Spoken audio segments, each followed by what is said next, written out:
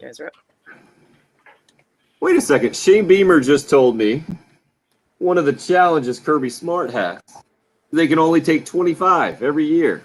Now I'm reading that number might grow to 32. Things happen fast in 2021, don't they? Welcome into your Wednesday morning. Glad you're a part of the early game. Tim Hill, Bill Gunter, Jen Jensen with you. Bill, what do you make of this thing? I'm reading this is coming from the American Football Coaches Association, and it can be a waiver because of the issue. I guess it's an oversight committee that's actually considering this waiver, and the Football Coaches Association director is talking about it now. But this is kind of to help football programs, to help coaches figure out exactly how to fill out their roster with all the transfers that are happening these days. I guess it's kind of maybe an unintended consequence of the transfer portal and that one-time transfer rule that has gone into effect. What do you think about the possibility of this thing happening, man? And how would it affect something that you follow, and a lot of us do to some degree around here on a near daily basis with college football recruiting? I don't completely understand it just yet. The way it reads, I'm not sure. So the way I read it, to repeat, you and I were talking about this off air. It says currently if a team loses 7 players to transfer but already signed 25 initial counters, that would be, I guess, signing day in February is what I understand this. They're not able to bring in any more players, even if they are under the 85 total scholarship limit.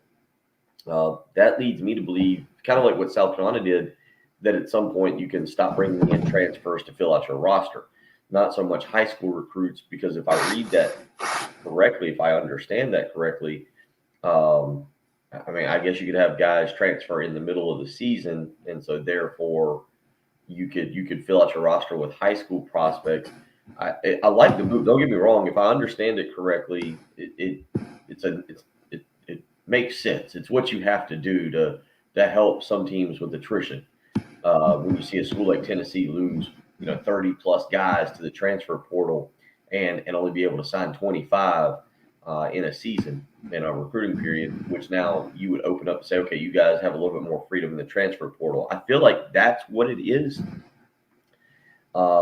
because you have to lose a lot of guys in the transfer portal. It says coaches will be able to go over the 25 limit in the December early signing period if they have a player leave after the fall semester, and will then have the opportunity to bring in more high school prospects or transfers if they lose anyone after December into July.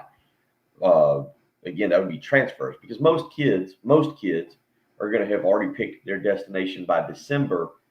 If you have a bunch of transfers in January, that still doesn't create the timeline to really make it easy to get high school prospects in. Is what I'm trying to say makes sense? I can visualize it in my head. I would need to be writing this down to like show a timeline of how that makes it very difficult if kids are transferring.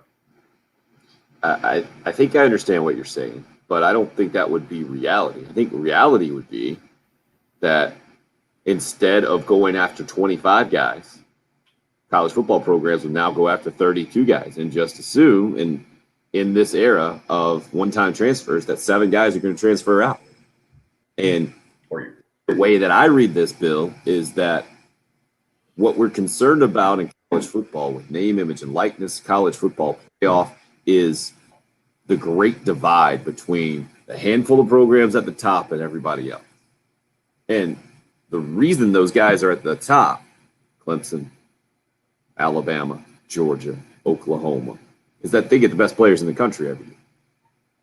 So to me, this seems to be very concerning. This is very concerning to me that would only continue, because instead of now signing only the best 25 guys they can grab in Alabama and Georgia and Clemson, and you could add 7 more to that just from your recruiting class, and you add 7 more 4- or 5-star guys to each class every single year. I feel like that this continues to make that gap, that talent gap that is on display. I feel like this week for for Gamecock football and a 30-point spread with Georgia.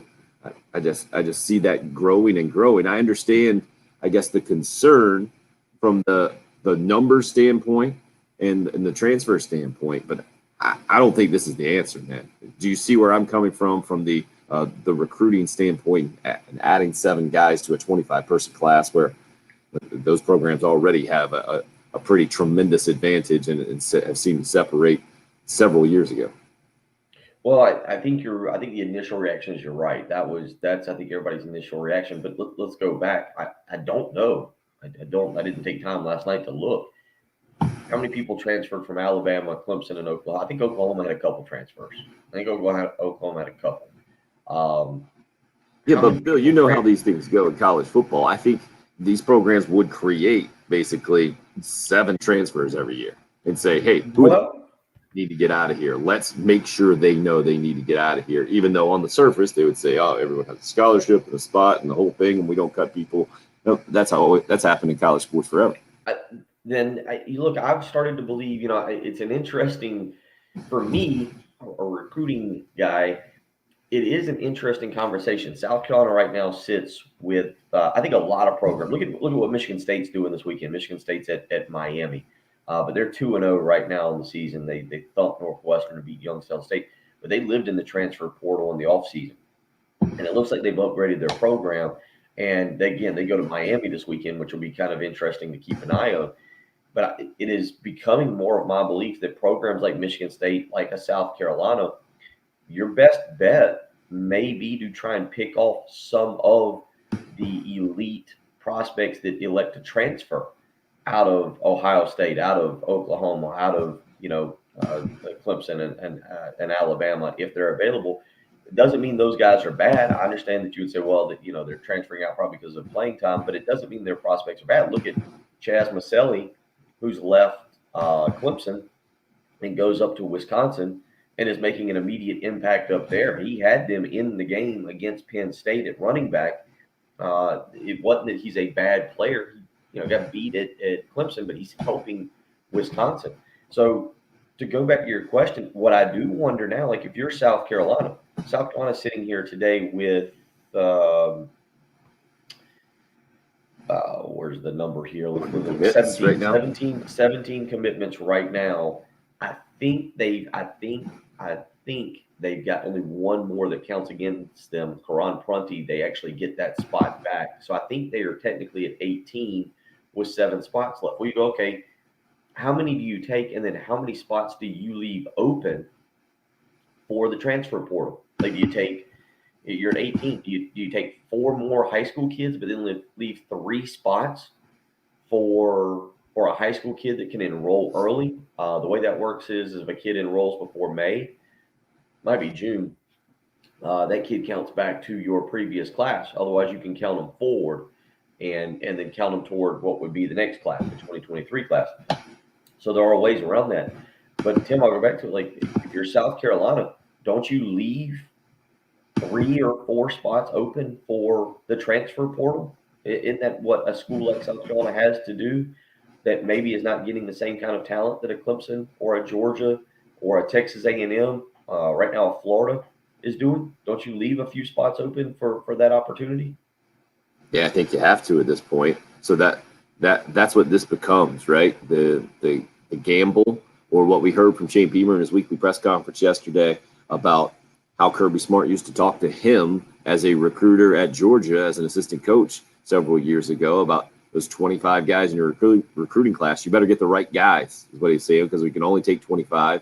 And then, other really good players in the state of Georgia are going to end up at programs like South Carolina throughout the years. And that's the easy explanation, Bill, for why the Gamecocks and Georgia have played so many close games when on paper maybe it doesn't look like it's going to be a really close ball game, or the programs are necessarily at the same point, just because of how much more it means to a guy from Georgia playing against Georgia as a South Carolina player through the years. We've seen multiple examples of that. George Rogers probably the obvious example to stand out from there.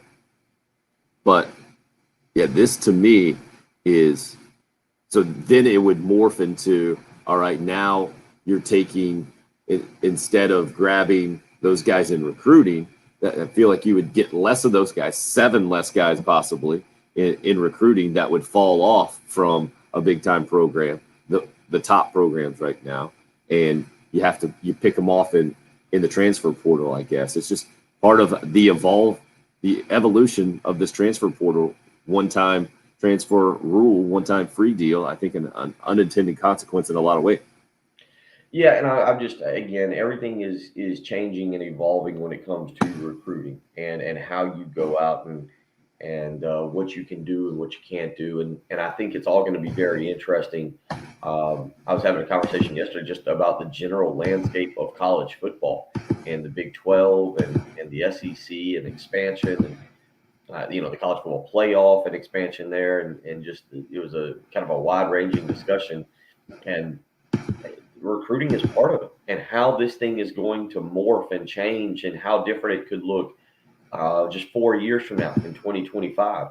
Recruiting is going to be part of it. I think it was Dabo. If I'm wrong, somebody please let me know. But I think it was Dabo who recently kind of made a good point on South Florida and Jeff Scott said it.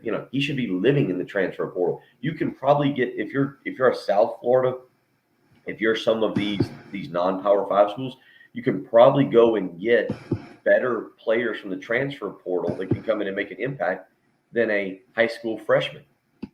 A high school senior that's coming in as a true freshman.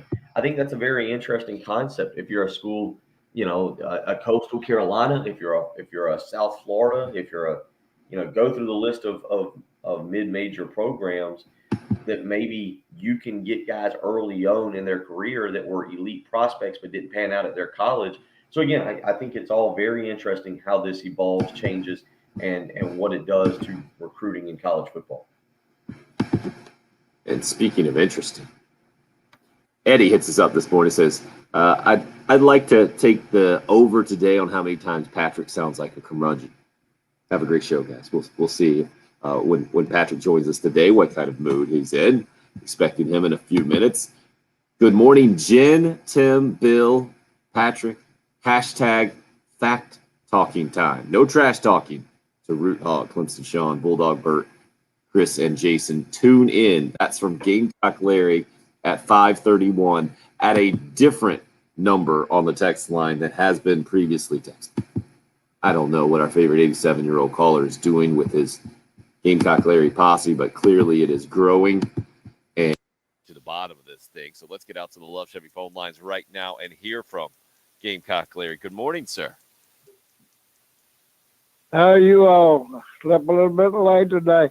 No, I got this old flip-top phone that I got at Family Dollar in 2011, and it don't have none of these smart things on it, and I got the old flip-top, and it cost me $9.95 general, and it cost me $32 a month. That's all I need. So I wrote down what I was going to say, and my grandson got one of these where you just whisper it and it's all over you. So I let him do it on his phone. But no, ain't going to be no, I can't get in the mood of trash talking because this is a new regime, a new year. But I do have a few facts. Now, Clemson, oh Lord, Root Hog, you call me about this coach turned quarterback about when you first heard about this. Well, this coach turned quarterback has got us at 2-0 right now. I ain't heard from you lately.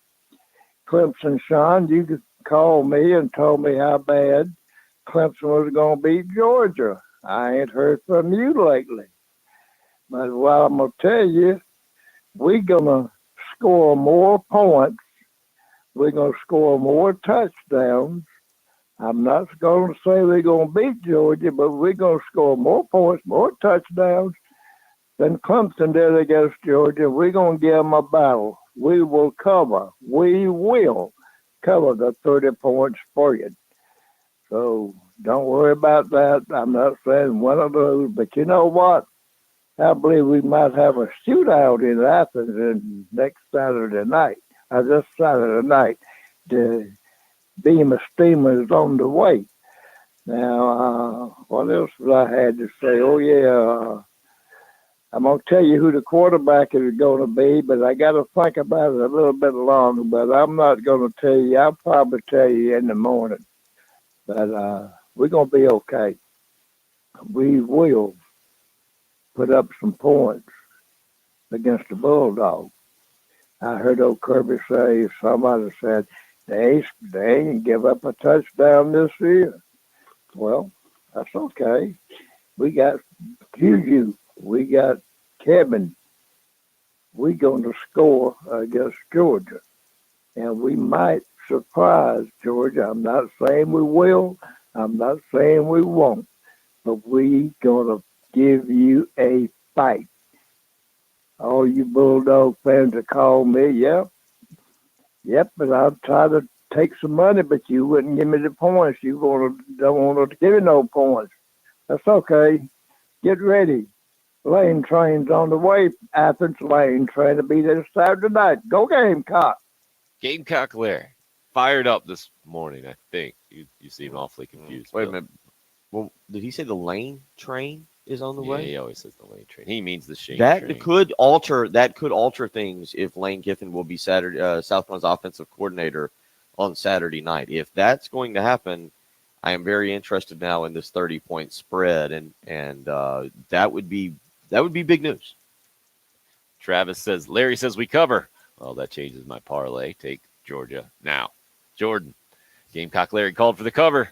Time to hit the betting websites. Steven, I feel like Gamecock Larry this morning. Not sure exactly what that means, but appreciate all the comments nonetheless. That's all coming on the live video chat this morning. Facebook, YouTube Live, up and rolling on Twitter as well. The station handle at 1075 The Game. 803-404-6100 is the number if you would like to call or text. We're just getting rolling on a Wednesday morning. Georgia week for Carolina. A new rule being proposed, at least out there, that could grow recruiting classes in college football to 32. Southern Cal's looking for a new football coach because, it is week 3 of the season. Why wouldn't you? It's the early game here on 1075 The Game. This is South Carolina head women's basketball coach Dawn Staley, and you're to the home of the Gamecocks, WNKT FM, Eastover, Columbia, 1075 The Game.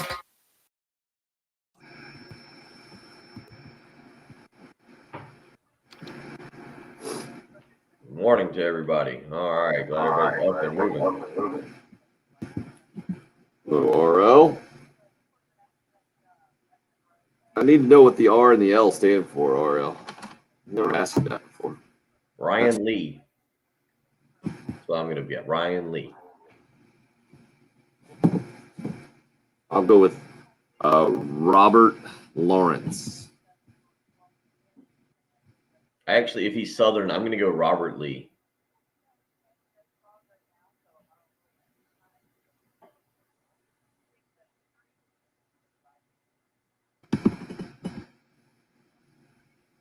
Yeah, but you never hear just Robert Lee. It's always Robert E. Lee. Well, but So maybe his first name could be Robert E. Robert E? Robert E. Related to Sheila E? Oh, we were way off. That's the French version of Roberto. Whoa, really way off. We were not close. Either one of those, RL. Say Retrick Lonell. Is that how you pronounce it? A rhetoric? Yeah, I think this might have come up before. It might be rhetoric. I think you're right.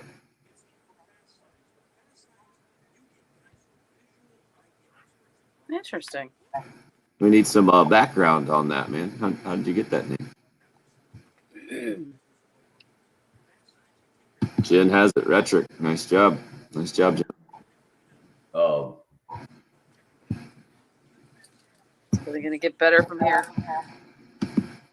Oh, the touchdown he was talking about. Yeah, Georgia's not giving up an offensive touchdown this year. Did they give it up a defensive touchdown? Yeah, UAB had a pick 6 at the end of the game. That's the only way they scored. Was that their only points? Yeah, they got beat 56-7. I think the more impressive thing is they've given up 3 points on offense in 2 games.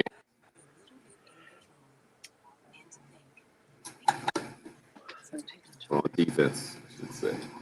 So, Bill, I'm guessing I'm making sure there's first of all there's going to be no lives for you Tim the 8 o'clock hour, so you're clear there. Thank you. Bill, I'm assuming maybe at 6:55 we record that sleep number for you. You got one that he emailed us about. It's your Thursday through Sunday, but that way when Tim's ducking out, right before 7, we're not, or right before 8. Yeah. We're not fiddling. Just a thought. If you can do 6:55. Yeah, I can do. I was reading this other email I got from Jeff, just giving me some information on something that we need to cut as well. We'll talk about that. But I might have to wait on that. You're not in tomorrow morning. I am in tomorrow morning. Okay, we might wait till tomorrow and cut that then. Okay. Because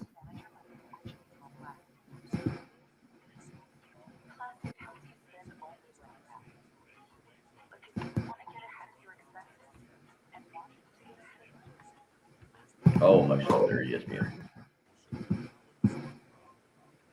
The UAB quarterback was just 6 of 14 for 39 yards. How many yards did Georgia give up the other day?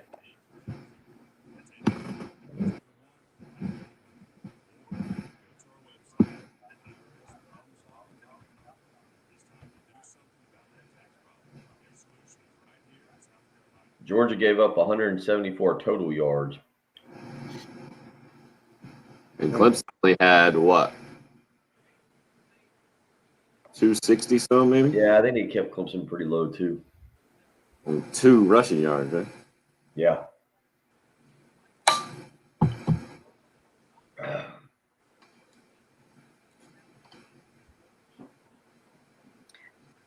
So what would you say that the well, we need to do a lot of things to be able to win or at least be competitive. Is there one major area where we need to just really excel? Turnovers. Cause or create turnovers? Win the turnover margin. battle. That's what they Sick. did. Was it 3-0 last time, Tim? Is that right? I mean, they were all Yep. McClung, but Steven, you would still have 5 years on Gamecock Larry for feeling like you're 82. Oh, that's true.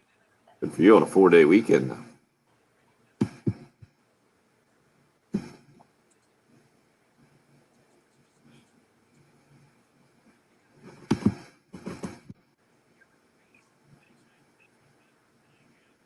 oh yeah, the Twitter rumor last night. Let me find that again because that actually was interesting news. Actually, I don't think it was a rumor. I think Kirby Smart mentioned this.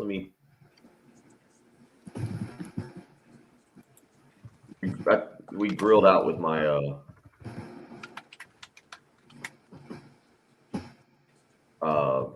daughter for her birthday last night. I didn't.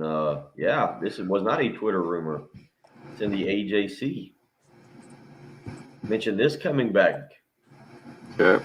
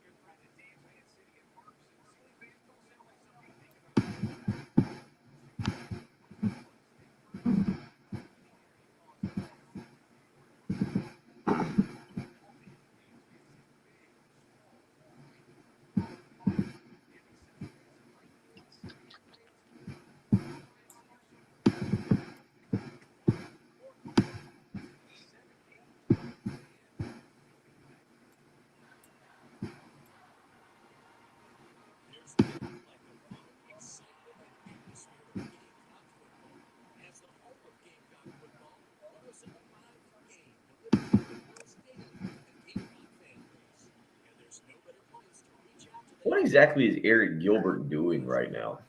Like, is he just sitting at home? Does he just wake up, just like lounge out in front of the couch, like when he's not back? Wait, Clemson had 180 yards. Total? Yep. So they haven't given up 200 yards this year. 180 yards is the most they've given up. Right. 174 to UAB. That is unreal. I agree, Craig. I mean, clearly school is not for him. He doesn't want to go to school. Better head back in. You got this. Don't spoil my comeback, Greg. I'm getting into that. RL, stop. Let me do my job and mention the injuries. Sensitive. My apologies for Bill's sensitivity this morning. I was all excited to bring up this news. Get after it. And Lucas is holding. Oh. Guys are up. What'd you want to talk about from Georgia there, Bill? You had it going last night. You're grilling out, and there's rumors and conversation flying all over the place. Is that what's going on? Yeah, we were grilling some hamburgers and some shrimp and some chicken last night for my daughter's birthday. So I wasn't like all over the news like I typically am. Tim, I'm just stay on top of it all hours of the night. But I did glance at Twitter one time and I saw Twitter rumors. Turns out they weren't rumors. Yesterday, post practice, Kirby Smart mentioning that Stetson Bennett has a lower back strain, and he has been practicing, but he's not 100%. JT Daniels does not appear to be a guy that will be back this week as he tries to recover from an oblique strain that I guess he initially already had and re-injured it in the Clemson game. So it is something just to keep an eye on. Jen was asking off air, what is the one thing, like what is the big thing South Carolina has to do to give themselves a chance in this game? Both of us answered the same thing. It's turnovers. You got to win the turnover battle. That's what they did last time in Athens, winning 3-0 with the 3 interceptions and 1 coming back for a touchdown. But just something to keep an eye on there as Kirby Smart, again, the way the Atlanta Journal-Constitution puts it out is he somewhat nonchalantly shared the news with reporters in his post-practice media briefing Tuesday, saying quarterback Stetson Bennett has got some lower back issues that he's dealing with this week, and JT Daniels continues to recover from an oblique strain that sidelined him in the Bulldogs' 56-7 win. Smart did say no need to panic. Bennett's injury has not prevented him from practicing.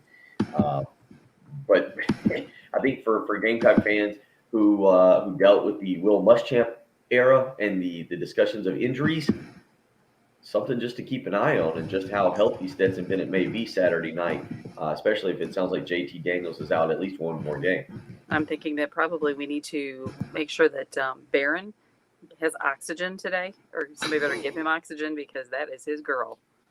I got a feeling Barron's going to tell us that it doesn't matter that Stetson Bennett will play through it. That's what champions do. It's what the greatest quarterback at Georgia ever to play the game will fight through. But it is something just to keep an eye on. A few other just injury notes out of Georgia from yesterday. Both wide receivers, Dominique Blaylock and Karis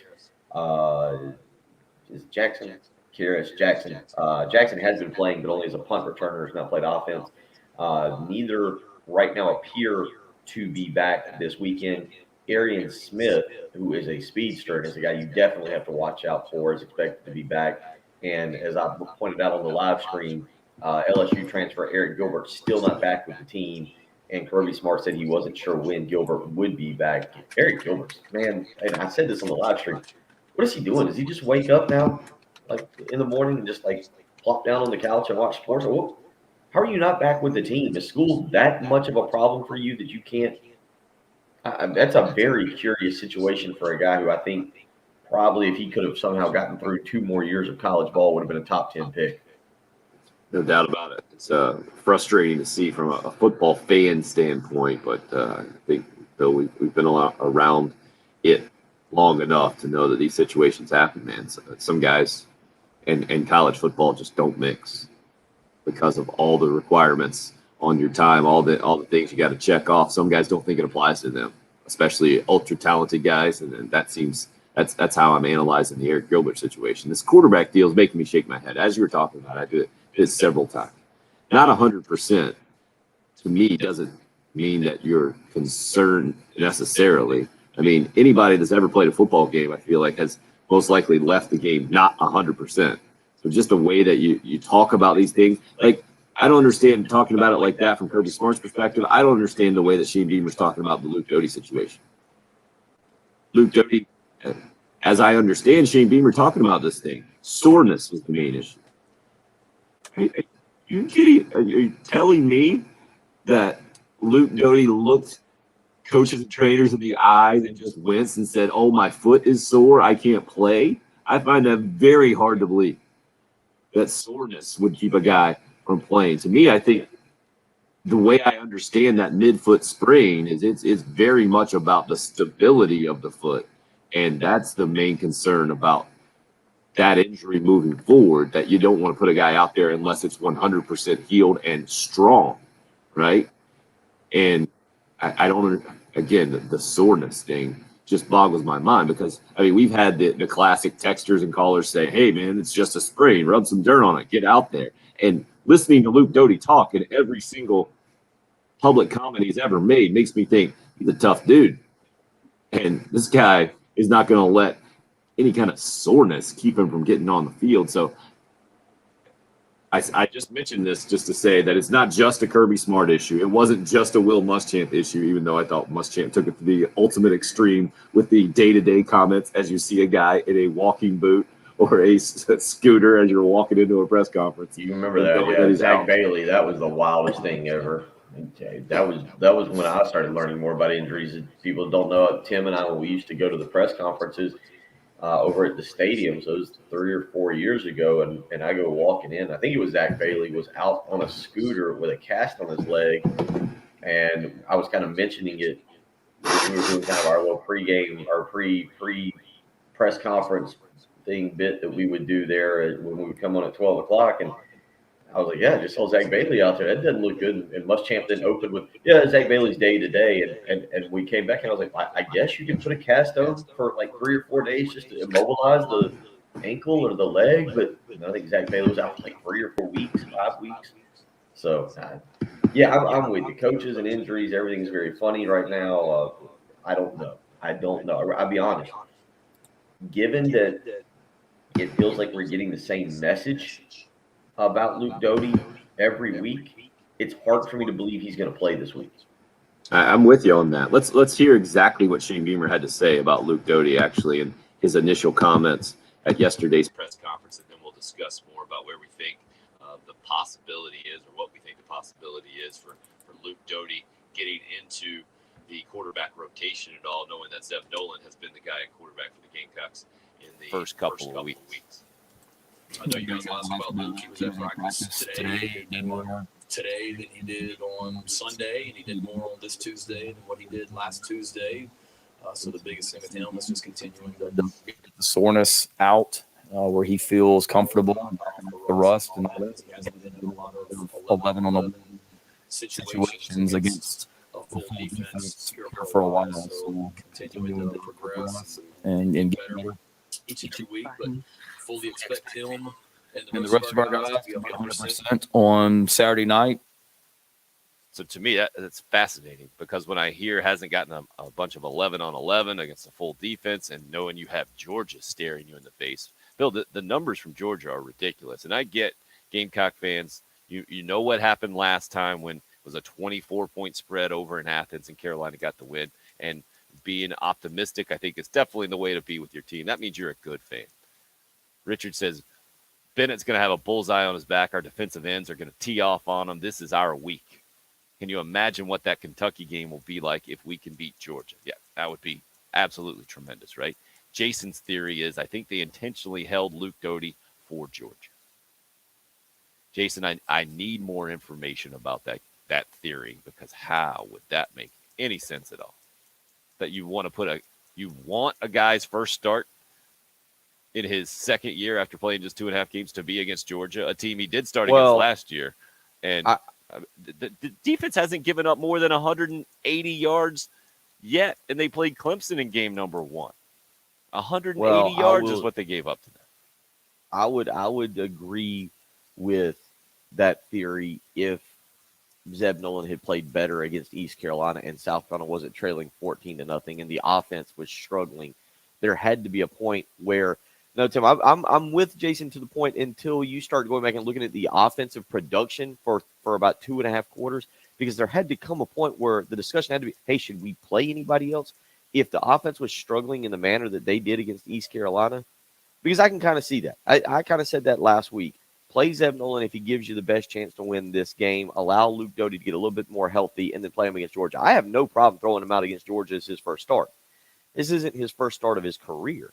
This is going to be another start for him. I'm okay with his first start for 2021 coming in Athens. That's perfectly fine. Whether it's the Kentucky defense is going to be very difficult as well. So I'm okay with the start. The thing is, last week, you had to realize that Luke Doty could have been a change. When they were struggling in the manner that they were, Luke Doty probably would have gotten a snap or a few snaps to be a change of pace guy to provide a spark if he was healthy. To me, the fact that he didn't come in when Zeb Nolan's throwing some of the passes that he was throwing, the fact that Luke Doty didn't come in tells me he wasn't close to 100% to even give him a chance to go out there. And that means you're not holding him for anything. Right. That just means he's not ready. And that's the wild thing about this, because to me, it all comes down to that foot, right? Either it's ready or it's not. This is a pass-fail thing. That's it. It's not a soreness thing or a how much you've had in practice kind of deal. Either that foot is healthy enough to go or not, based off what we've seen. Now, there's the other side of it. I didn't realize this. Pro Football Focus, like Bill, we graded Zeb Nolan out at about a 5 out of 10, right? But Pro Football Focus, the stats I've seen graded Zeb Nolan out as the highest grading offensive player for Gamecock football. That he actually played better than we might have thought from the outside looking in. And Shane Beamer said made some good throws there. But then when he was talking about the offensive line criticism, feel like he kind of went on the other side of maybe Zeb Nolan's performance, saying that offensive line, they didn't always get the right call. So it might have looked bad from the outside looking in, but the protection was, they were told to go the other way and the whole thing. Well, that's on the quarterback too. So I don't know how to think about exactly where Carolina is going into this game, except looking at the numbers, man. They seem to be about as mismatched as could be, because Carolina, through 2 games against Eastern Illinois and East Carolina, is at number 11 in the conference from a total offense standpoint. And Georgia's defense has just been out of this world in their first 2 games, knowing especially that game number 1 was against one of the best programs in the country in Clemson. We'll continue to discuss. Interested in hearing your thoughts, and happy if you disagree with me. Make sure you keep me in line there at 803-404-6100. You can call or text. It's the early game here on 107.5 The Game. 107.5 The Game is omnipresent and free of charge. Free of charge. In your car. Free of charge. Online. Free of charge. On the app and streaming on your smart speaker. Free of charge. 107.5 The Game. I suggest you get out to the airport. I'm not suggesting that you fly anywhere, get out of, Columbia during football season is fun. No reason to fly over to Athens. You can just make the drive this weekend. You want to go check that game out and be a tremendous atmosphere. Then you got home football after that. I'm wanting you to get out to the airport area in West Columbia. Go check out Daniel's Fine Furniture and Bedding, especially during football season. Being comfortable at the house, having a perfect setup is what you need. And Daniels will help you find that, because they major. Their absolute specialty is motion furniture. What is motion furniture, you might ask, because I didn't know exactly what motion furniture is. It's furniture that moves. That's pretty simple. I got that. But in Daniel's Fine Furniture and Bedding's world, it is a recliner, a reclining sofa, a reclining love seat, and their leather gallery. As soon as you walk in the store there at the back of the airport in West Columbia, just look to your right. You'll see all those recliners that they have, and go test them out, man. Daniel's is different than a regular furniture store, especially these big box furniture stores these days, where you're a nameless, faceless customer that's just a number. Daniel and June Clark have been serving the area here in the Midlands for 25 years. They want you to be part of their family. They know if you see something on the floor, you like it, well, why is it a problem at other furniture stores that you can't have that one? Because it's you don't have to worry about that complication there at Daniel's. You can buy it right off the floor. If you live within 20 miles, they'll deliver it free for you. The 3 B's at Daniels: best furniture, best service, and best price. 3911 Edmond Highway in West Columbia at the back of the airport, Highway 302 and Dunbar Road. Remember, when it's time to save, it's time for Daniels Fine Furniture and Bedding. Clear.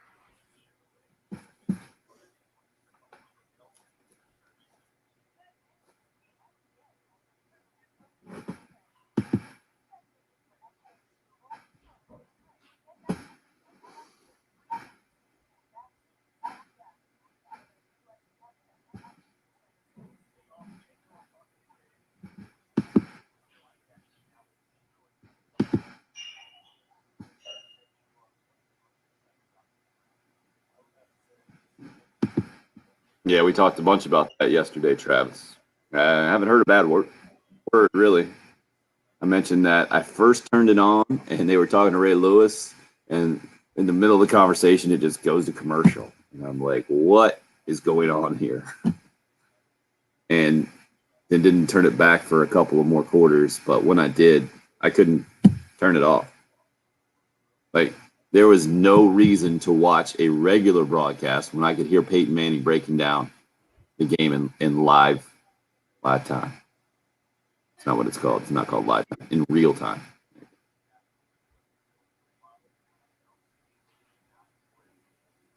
Yeah, I think it's going to be a trend that we're going to look back and say they kind of set the model for. Although you got to have the right personalities, right? There's only one Peyton Manning out there, and to have Eli with him is ideal. Just throwing out shots.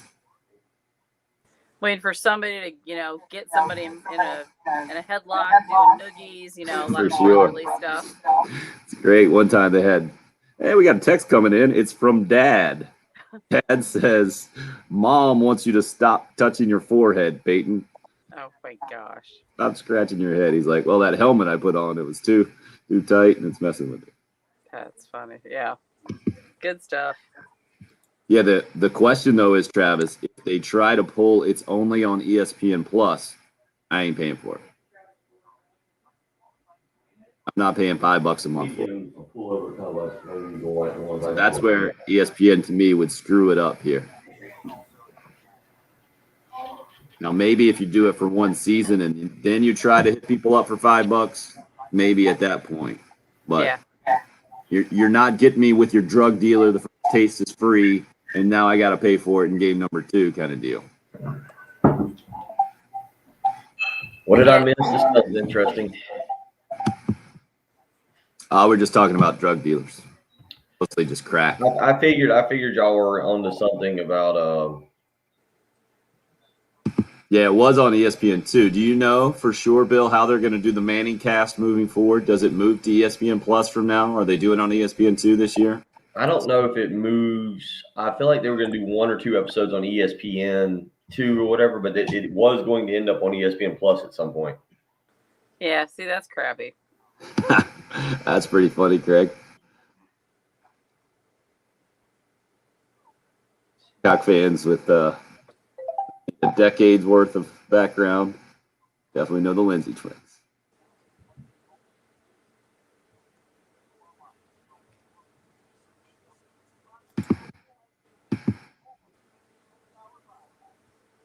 All right, we got Lucas and Jack on the phone, sir. Oh, good. Austin, it looked like it's called for rain too today, but still bring your soccer stuff. But yeah. There's the dad of the year right there. Actually, it's not calling for rain. Well, 5 o'clock, 4 Yeah, o'clock. it's not till after school. Huh? I don't think it's really till after school.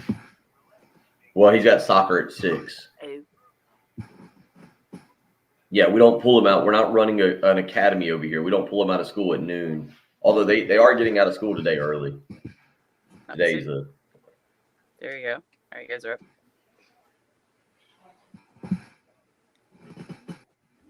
Todd says you should just trust the coaches and their gamesmanship when they're talking about quarterbacks and help at this point. Eddie was wondering why you would even take a guy on a travel squad with a player who's too injured to play.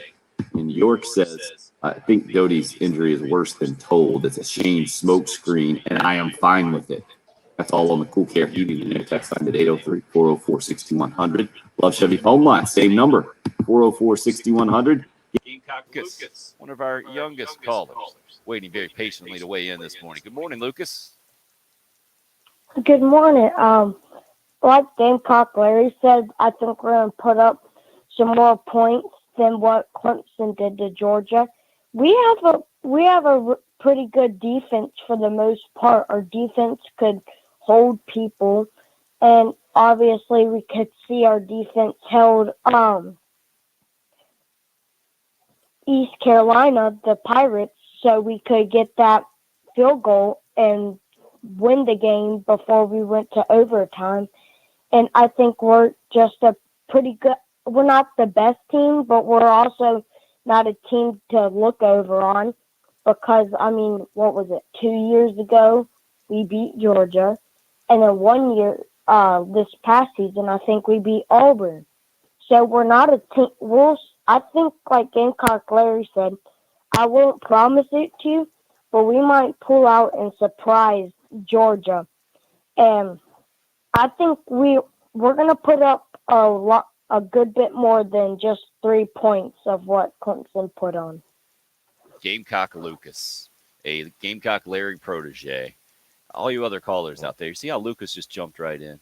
He just jumped right into his take. He referred back to the previous caller, showing obvious respect for his elders there. Well done, Lucas. Well done. We'll see if Jack can keep it going for us on the Love Chevy phone lines. Morning, Jack. Good morning, gentlemen. Good morning. Good morning. Good morning.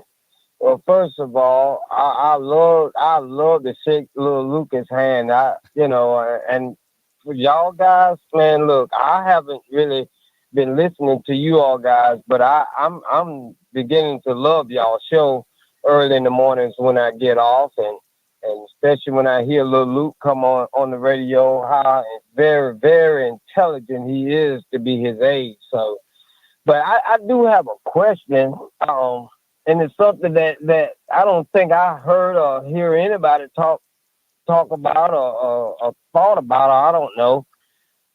You all don't really. I mean, I know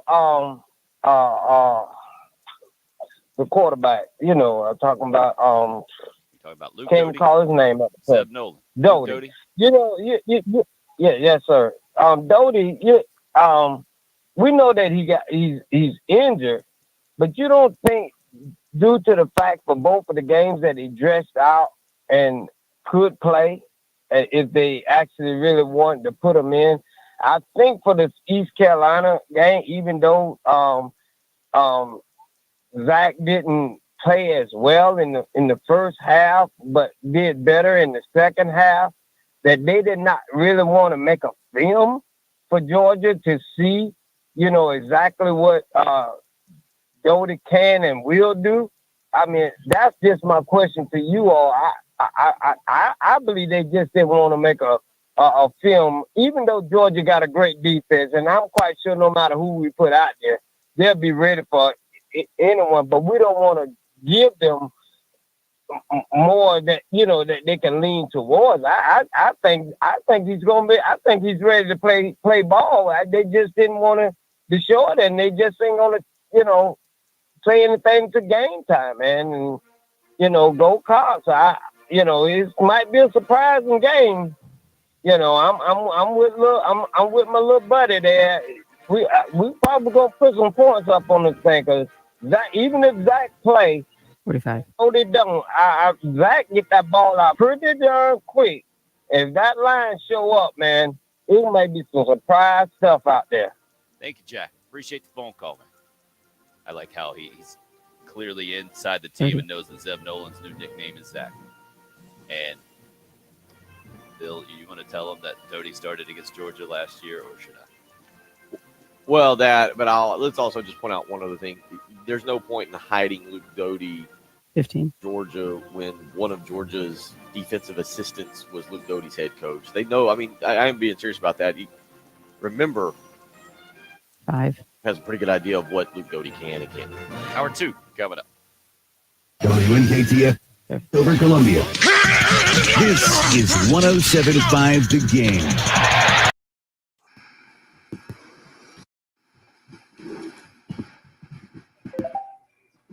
You guys need to do work right here? Oh, you want to do this?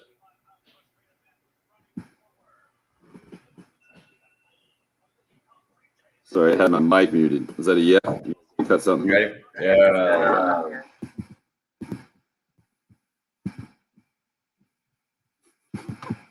Wait, was that us being sunshine pumpers? Unbelievable, Jesse.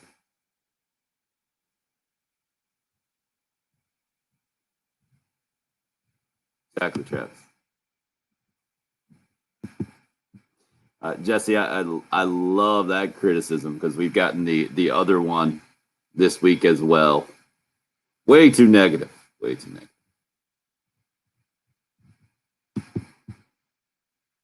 You know, if I heard a possible transfer from Bayside High School actually going to come in, and well, he went to JUCO after Bayside. You know, in Southern California, a lot of junior college programs.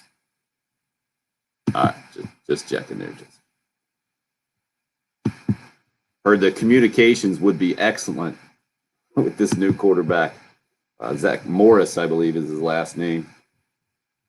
Got a top of the line cell phone. I don't think he spent $9.99 is that what Gamecock Larry said at Family Dollar? I think that's what he said. The flip top.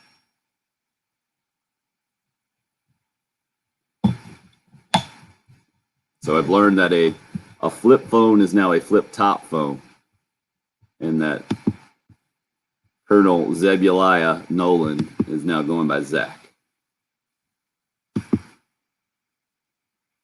Yeah, Harry just hit us up on, and I think he's a Clemson fan, by the way. South Carolina will not score a point. It's a good point, Waddy. He was a track star in high school. Oh, I know, but he's developed. He didn't realize this. He's basically, he eventually wants to be a wrestling star. I think we all know that, Waddy. To take on his rival. King Calculator's on space. Well, I mean, on paper, it's impossible to dispute, man. And when Harry says the Gamecocks won't score, when Carolina struggles to score 20 against East Carolina, 7 of those were from a pick six. I mean, you guys have seen this Georgia defense, right?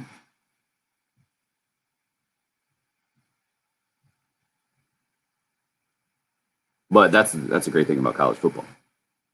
I mean, even knowing all this information, I would say the odds are still much greater for Carolina, or pretty good, that they score more than 3 points in the game.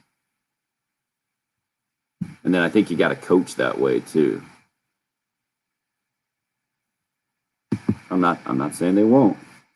I'm just saying on paper, what is the matchup that you're going to give the Gamecocks the favor? There isn't one. I think you're trying to say sticking there, William. I'm guessing you might be a Clemson fan if it's sticking it to y'all, or Georgia fan. And that's why we watch, and that's why we love it, Lester. You good over there? Nope. They're out. You good? You got a cut? Yeah. No. I heard $32 a month RL is what Gamecock Larry was paying. I need to get on his plan. Yeah, no kidding. Of course, you figure there's no data, It's pretty streamlined. We know there's not a limit to his minutes. Oh, Craig, there's no doubt the Gamecock defenses look good. You're talking about the East Carolina touchdown came on a bad turnover call. Yeah, 15-yard field? But, I mean, just look at the stats. This is where numbers do matter, man. 180 yards against Clemson total offense is what they gave up. Then they backed it up with 174 the next week. Get it. Carolina was really good. 108, 109 against Eastern Illinois? But that's the thing there, Danny. We saw it earlier this week. A couple of years ago at Texas A&M for 3 quarters, Carolina could do it. And then that fourth quarter. Does this here we go. Like the weird fog sunrise get justice on the computer this morning? Beautiful. I can't quite see fog. It's a haze. I don't know what it is. Looks a little dark. Toward Jen. There's always a dark haze down near me. It is, yeah. You off? All right, hold on. Let me put the computer back. You want to say hello to everybody this morning? Hey, buddy. You got your mouth cleaned up? Okay, yeah, looks good. Austin, tell me you didn't have donuts for breakfast, man. I did not have donuts. Right. What'd you have? Mini bites. Cake. You had cake for the donuts. Small cupcakes. Unbelievable. Small. All right. Go take a scoop of peanut butter. Austin dominated soccer tonight. Yeah, I'll see you. Especially if it's raining. Yeah, exactly. No flopping, Austin. No flopping tonight. No flopping tonight. It looks like it rained. We might get out of soccer. All right, make sure you got everything. No, soccer in the rain is amazing. Got your book bag? Okay. It looks like Travis has got an update for you. I-26. Uh-oh. Love you. We'll take a peek.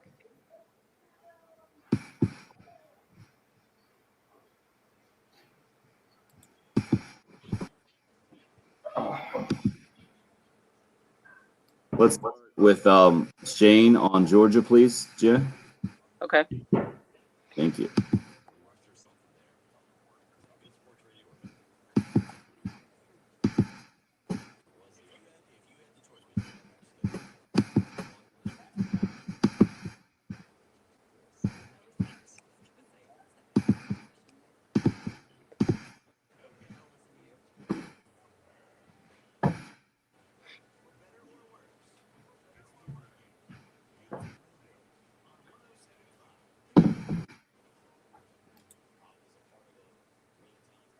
Played for the national championship with Roquan Smith and Nick Chubb and Sony Michel and those guys.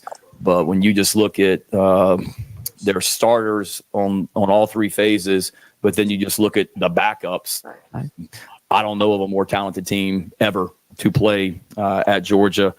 Shane Beamer, yesterday's weekly press conference ahead of this Saturday night's game against a very talented Georgia team for sure. I wonder, Bill, what do you think Georgia fans think of that assertion about being the most talented Georgia team ever? I'm guessing the longtime Georgia fans would go back maybe to Herschel Walker immediately. At least that's where, I felt I just missed Herschel Walker growing up, being 43 years old. So it was always kind of the legend of, and maybe I made it to be a little bit more than it actually was. But I always heard, one of, if not the best college football player of all time.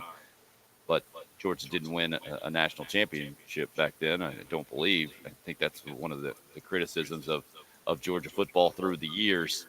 And now to be, right up there with Alabama as one of the favorites to win it this year, I see where Shane's coming from. I don't think that was just his Lou Holtz impersonation of of talking up the opponent.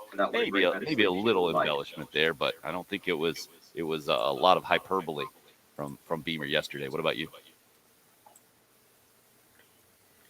Well, I do think Shane's got a pretty good knowledge of Georgia, not just from his time there, but his time spent in the Southeast. I know he's been out at Oklahoma the last few years, but again, Shane keeps pretty good track of SEC. I think that's one thing I've really learned is that Shane Beamer is he's a college football coach, but he's a lot like all of us that enjoy college football. He's really kept up on it. And Shane's also, from a recruiting standpoint, what he's done at different stops. I think he is very aware of the amount of talent that Georgia has recruited. I know certainly as he's tried to come over and recruit certain players, he's had to go against Georgia. So I do think that Shane is very in tune with what exactly is going on regarding the amount of talent that Georgia has. In terms of it being the most talented team, maybe since Beamer's seen them in the last 15 years. I don't know if you can go. I don't know how much further you go back than that, right? Like, I mean, there's a lot of people that, and I don't really remember it. I remember the quarterback, but there's a lot of people who might say that 2000 team with Quincy Carter, who was a Heisman candidate, was supposed to be one of their most talented teams, and we know how that turned out that day at Williams-Brice Stadium. There might be some people who point to other teams before that. I don't know if the Jim Don and Ray Golf teams were uber talented like we've seen the last few years, but Tim, you mentioned it. I don't know if people heard it, but you mentioned it. In two games so far, Georgia has not allowed an offensive touchdown, and the most yards given up in a game was 180. And of course, Clemson and UAB, I know it's a small sample size, but right now, at least it looks like Georgia's defense is as good as we've seen it. And I think as good as you could get in college football when you give up 180 yards and 3 points to Clemson. Thanks to Jim and Jason for keeping me straight there. As I was saying, and I was like, I don't think that's right. I think I'm screwing this up. Herschel Walker's freshman years when Georgia won the national championship in 1980 when I was 2 years old. But going back to that, I think that's where you'd have to go back to compare if you're going best talent of all time. And there's still a lot to be played here. I think, you got to point out that what Georgia did to UAB with their quarterback throwing 5 touchdowns, I think in the first half last week, was with their backup quarterback. And then now knowing that the latest from the Georgia perspective, that Stetson Bennett also not 100% going into this game, along with JT Daniels. Daniels dealing with the oblique injury that Kirby in his weekly press conference on Monday said he had going into the Clemson game, and then it got worse. And then Stetson Bennett, Bill, you said dealing with a lower back deal that Kirby Smart let everybody in on after practice yesterday. That'll be something to keep an eye on for sure. To me, it's the fact that Georgia has already dealt with not just injuries at quarterback, but across their roster and done it and still played so impressively. I think that speaks to what Shane was talking about, the depth. And all Gamecock fans know depth in the SEC is so key. Talented depth across the board. And I think, Bill, to me, that was the death knell for Will Muschamp, talking about his most talented and the most competitive depth he had on the roster going into the season a couple of years ago, and then the team just falling flat and not exhibiting that on the field. It wasn't just that Carolina couldn't do it, because there have been years like that. And I think Gamecock fans are very realistic, and they know you can't expect to have Florida, Alabama, Georgia type depth every year. It's a challenge. It's more of a challenge to do that at South Carolina. But if you hear your coach say you have something like that, and then you see the exact opposite, or you see you definitely don't see that, that's when you can lose a ton of confidence, I think, in this direction of the program. And to me, that's where it started going the wrong direction for Will Muschamp. And that's where I give Kirby Smart extra credit at Georgia, because Mark Richt had good teams, but I don't think he had that level of talent where Kirby Smart has it. I get it. There's been some in-game decisions, and obviously the Justin Fields situation and the whole thing. I'm not saying Kirby Smart is the greatest coach ever, but I'm saying you got to give him a bunch of credit for that. Now it's a matter of managing it and making sure those guys produce on the field every single Saturday. That's the challenge. And knowing that the expectation is the ultimate as well. That's a lot to live up to. Yeah, I don't know. Yeah, I don't know. Georgia's always uber talented. I mean, they're just a program who recruits and recruits. Like going back to whatever year it was, 07 or 08, and went over and they had Matthew Stafford and Noshawn Moreno in their backfield, and they were loaded then. Maybe they didn't max out the talent like it appears they're coming close to doing now. I don't know. They've had Tim. It's hard for me to sit here and say that they aren't more talented. They weren't more talented in the past. I don't know. If you go and you win a national championship, what was it? It was, the one that was always odd to me is what Tennessee fights and fights and fights. Peyton Manning can't get past Florida, can't get past anybody else, can't win the national championships, always go to the Super Bowl. Peyton Manning graduates, T. Martin comes in, and they end up winning a national championship. Was that Tennessee team that much more talented, or did they get the breaks and maybe at other positions they're more talented? I don't know. All those things are kind of I guess they're kind of irrelevant. I guess there are certain teams of destiny, so forth and so on. I do think Georgia loads up each and every year. You look at the recruiting class, you know that they're coming in. I also think the depth thing is an interesting conversation because South Carolina fans, probably as much as anybody, next year will be 30 years in the SEC. Now, I think South Carolina fans, as much as anybody, has seen what depth does to your program. By and large, South Carolina's had some really good teams in terms of talent. Where South Carolina has always fallen behind the rest of the SEC is Georgia, Florida, Alabama, Auburn, those schools, the elite schools, Tennessee back in the 90s and the early 2000s. Once you got past the first teamers, there was more talent there. They just cycled guys in. Injuries didn't kill them. Guys who got tired in the third and fourth quarter didn't kill them. Those guys had talent. Like South Carolina's never been 44 deep with talent. There's always been a good set of starters, minus a year here, a year there. 2013, you wouldn't give them that? That's where South Carolina finally started finding that talent there, and of course that was very short-lived. So, and maybe this Georgia team from top to bottom, 1 through 85, is the most talented ever, just because player number 80 can step in and easily handle any situation just as well as player number 5 could. But it's a good team. I mean, there's no point in that. That's why it makes it a fun challenge on Saturday night. It really aggravated me yesterday when Patrick said, I'm just ready to get through this week. I want to see what South Carolina looks like against a really good team. Where are they? Well, in his defense, at being 25 years old, I think this Georgia-Carolina rivalry maybe hasn't been much of a rivalry from his standpoint. You and I went through the period where it made very little sense that South Carolina-Georgia was a knockdown, drag-out, slugfest game played within 10 points, single digits usually. But on paper, it didn't look like it was going to be that way. But with the game typically being early on in the season, with a bunch of Georgia natives on the South Carolina roster, man, those were some fun games.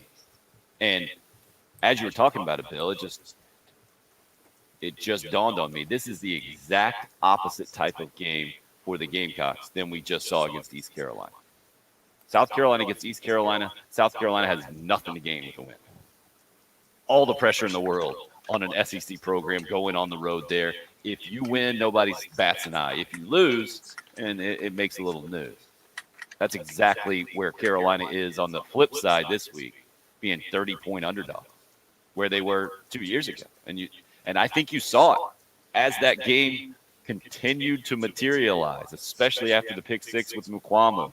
I think you could feel it in Sanford Stadium, how everything tightened up for Georgia as the game continued to be closer and closer, and Carolina not like they were playing loosey-goosey and throwing the ball all over the place and running up a bunch of yards, but it was just a different feel. The pressure was not on their shoulders. There is zero pressure on Shane Beamer and company going into this ball game. Whatever they do from a positive standpoint, to me, is kind of icing on the cake, I think, from a fan's perspective, that you can project then more success down the line. If you can do it against Georgia, I think Gamecock fans will automatically and logically assume, hey, maybe that Kentucky game's not going to be as big of a challenge. Maybe Texas A&M, you take that check mark off the loss column and you say, hey, maybe there's a chance to compete against them. So from that standpoint, I think it's a really good thing for the program at this point in game number 3 for Shane Beamer after surviving the opposite pressure standpoint in game number 2. Well, it's like what Beamer said at the beginning of the season when asked about expectations and what he is hoping for with this football team. He said, I'm hoping we are playing our best football in November. And this is a chance to, look, you played okay against Eastern Illinois. You took a step back offensively. Let's be clear about that. They didn't take a step back defensively. They took a step back offensively against East Carolina, but you can continue to get better. And that's what this year is all about. It is improvement from game 1 to game 2, from game 2 to game 3, so forth and so on, and making strides in each and every week. And this is a great opportunity. I mean, I'm with you. If South Carolina goes out and is very competitive for, a half, if they can look like a physical team, maybe you do change your opinion of later in the season. So very interesting and definitely kind of excited just to see what this team looks like against great competition this coming weekend. If one of your concerns right now watching the first 2 games from Gamecock football is the offensive line, I thought Shane Beamer had a really interesting comment from yesterday's press conference. We'll let you hear that when we come back. More of your thoughts and opinions at 803-404-6100. You can call or text that number. Up and rolling on the video live stream sponsored by Buford Lending, Facebook, YouTube Live, on Twitter as well. Mark and Allen, the latest to join on the YouTube live stream. Good morning, gentlemen. It's the early game. It's 107.5 the game.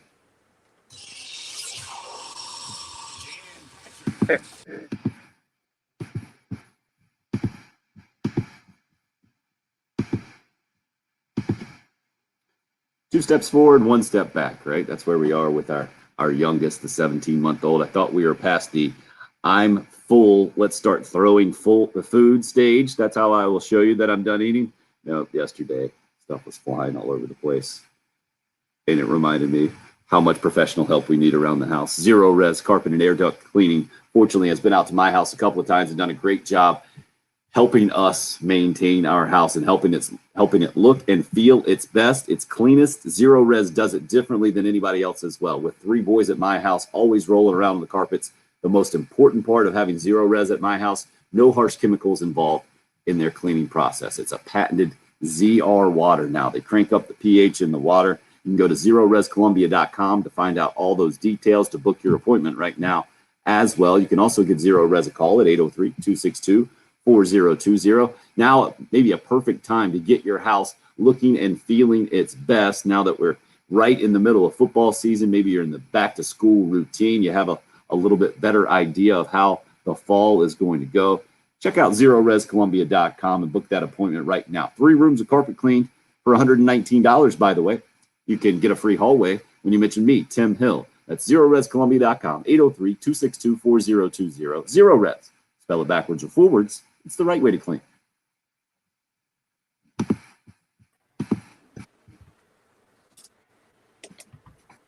From the Shepherd's Glass Traffic Center, Shepherd's Glass, a true reflection of quality. Shepherd's Glass.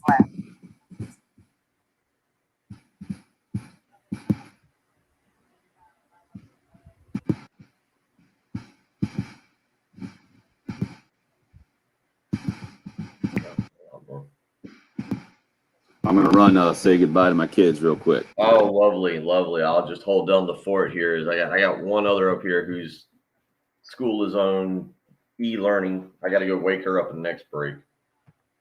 It's just good times with the e-learning. At least my kids are good at e-learning. But Austin just went off to school. He's in school. The other one is not. She goes back next week. I'll go wake her up in a minute. The newly crowned 12-year-old. Good times. Good times. Let's see here. Trying to do some math real quick, which everybody knows is my strong point.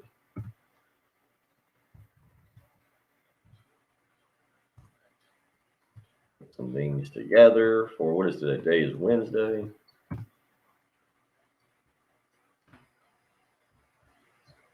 Back to the live stream.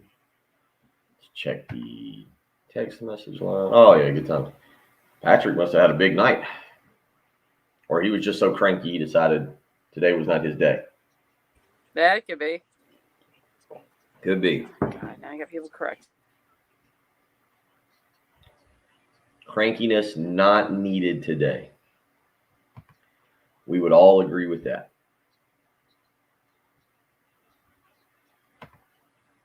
Jen, did you see my last little message? I guess we need to do that at the end of the show because I'm going to have to listen to and hear what I did previously.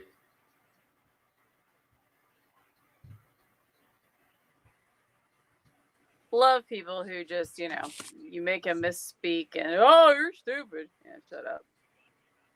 Oh, wait. What, did somebody send us a message? No, just I had a glitch in the traffic stuff because I was reading two different sources, so I kind of said the wrong thing. Bush River Road is exit 108, and I kind of, yeah. Anyway, but there's also 108 kind of plus that is I-126, so I didn't have clarity as to quite where it was, so I kind of said both, and yeah. But of course. Yeah. Charwood.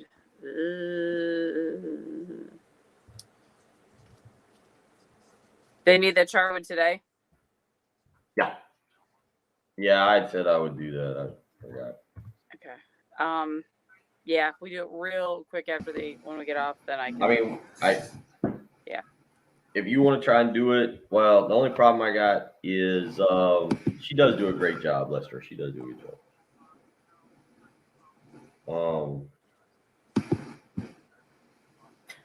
Thanks, Lester. If you want to do it in the next little commercial break, I might be able to do it that way if we do it before Tim leaves. That's fine. If not, like I said, if we do it right when we get done. Or I can just tell Josh that we can do it tomorrow morning. We had an issue because we got to do that one and one other one tomorrow morning. Okay, you tell me. I'll tell you. Appreciate that, Alan. Very therapeutic. Well, thank you. We do pride ourselves on being a therapeutic show. I think the therapeutic part is, man, if I only suck half as bad as these guys, I'm going to have a good day. I think that's true. Or maybe we send Alan to therapy. That would be therapeutic, right? Oh. Or is that therapy inducing? I might be able to. That's fine. Jen wanted to come back straight in with the offensive line comment from Beamer, please. Greg, yeah, you're kind of, I don't know, because Beamer was basically being defensive about offensive line criticism here. Let you guys hear it and see if you agree with Craig. Thanks, be good to hear. I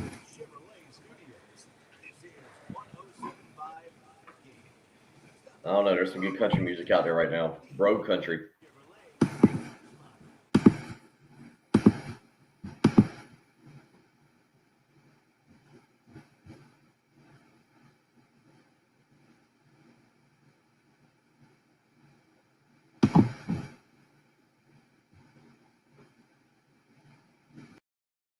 The pass blocking, which is a bunch of crap.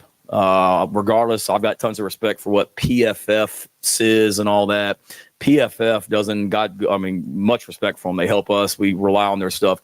They don't know when our quarterback goes up to the line of scrimmage, makes a protection call to slide the offensive line one way because he thinks the pressure's coming, which means a tackle for us is going to slide one way. And then he realizes that the quarterback guessed wrong and there's a free guy coming outside of him. So to the average eye, people are going to say, oh, my gosh, what is that offensive tackle doing? That offensive tackle is doing exactly what he's supposed to be doing, and he's trying to take the hit off the quarterback because the quarterback slid the line the wrong way. On the pass pro, no. Is it as bad as some people want to analyze and say that it's been? Absolutely not.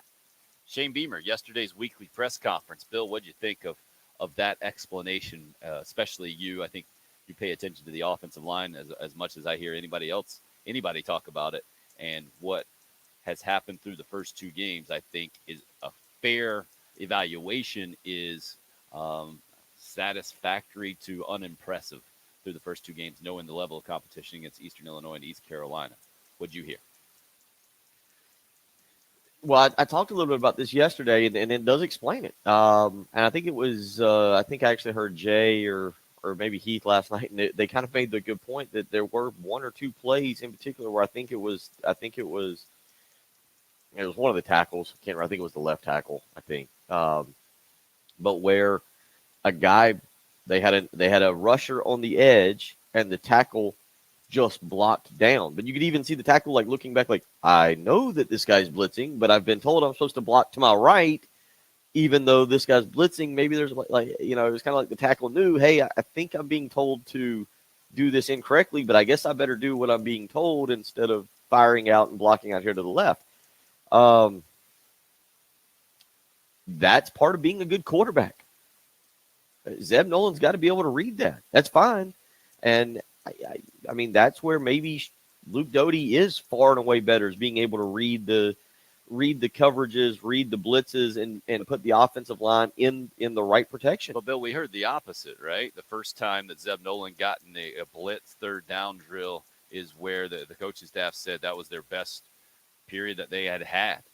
And that's where they were really impressed and got their attention immediately. And I think that's what got Zeb Nolan in that quarterback competition immediately.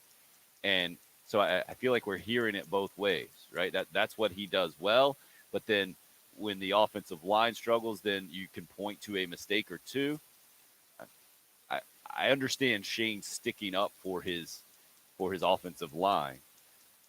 But the problem with that is if you're misdiagnosing where a rush is coming from against Eastern Illinois or East Carolina, what's Georgia going to do to you? And maybe I think part of it, Bill, is in years past, and Shane kind of touched on this too, especially maybe from the offensive lineman standpoint, where Georgia will just line up and they don't care if you know what they're going to do, they're coming at you.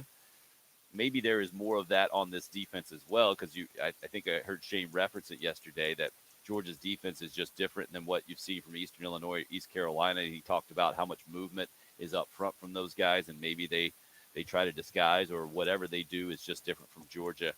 And we've seen through the years where it doesn't make a lot of sense for South Carolina coming off some other games to play Georgia close, and they somehow seem to do it. And then after the game, I feel like we've gotten that explanation before that we knew what Georgia was going to do, so we were prepared for it, and we were able to make some plays there. I mean, look, to me, it's Zeb Nolan is still learning. Does he give them the best chance in terms of protection and everything? I don't know. That's what I feel like we're kind of being told. But then you also see this happening.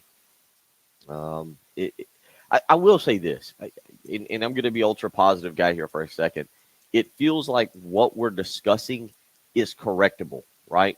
Like somewhere along the line, this is correctable as opposed to just a bad blocking scheme, which is what most of us thought initially. That what I think, you go, okay, well, hopefully through practice and through just some continuing to do it, they'll get that thing figured out for the month of October, hopefully for this weekend, certainly. But I will say that I feel like there was a lot of people who were going, man, this run game scheme, that ain't going to work. Like, I feel like you were blaming it more on talent and more on the players and maybe weightlifting and all that, as opposed to now saying, oh, okay, it appears there's a lot of miscommunication. That I feel like can be fixed. I'm with you on the run part of that. I haven't seen South Carolina's offensive line protect well from a pass standpoint in a while. And I think that comes down to an athleticism thing. Maybe it comes down to a play calling combination with that athleticism, or but whatever it's been, South Carolina struggled in pass protection in the last several years. And I think it's a very fair criticism to watch the first couple of games and say, you don't see much difference there this year from an improvement standpoint. And that's why I'm with you. That's part of the excitement about this game from the Gamecock fan standpoint, is that you're going to see Carolina now against the best. I mean, bar none. Alabama right now is the only better one, we think, in college football. You're going to see Carolina go up against the best and really understand what you got. And coming off a season where Carolina couldn't compete with the best, not even close, to see if there is any improvement and to see exactly what you have after a couple of weeks where even in a blowout win against Eastern Illinois, celebrate it for sure, feel good about it, feel good about a win at East Carolina, But there is that, I think, in the back of the mind from Gamecock fans, knowing exactly what those teams are and knowing the gauntlet that's left with 5 ranked opponents still on the schedule, that I don't think you can say definitively, as we sit here right now, that this team has made marked improvements from last year. You know what I'm saying? I think you can look at what you're talking about specifically from a run game and say, oh, this is regressed.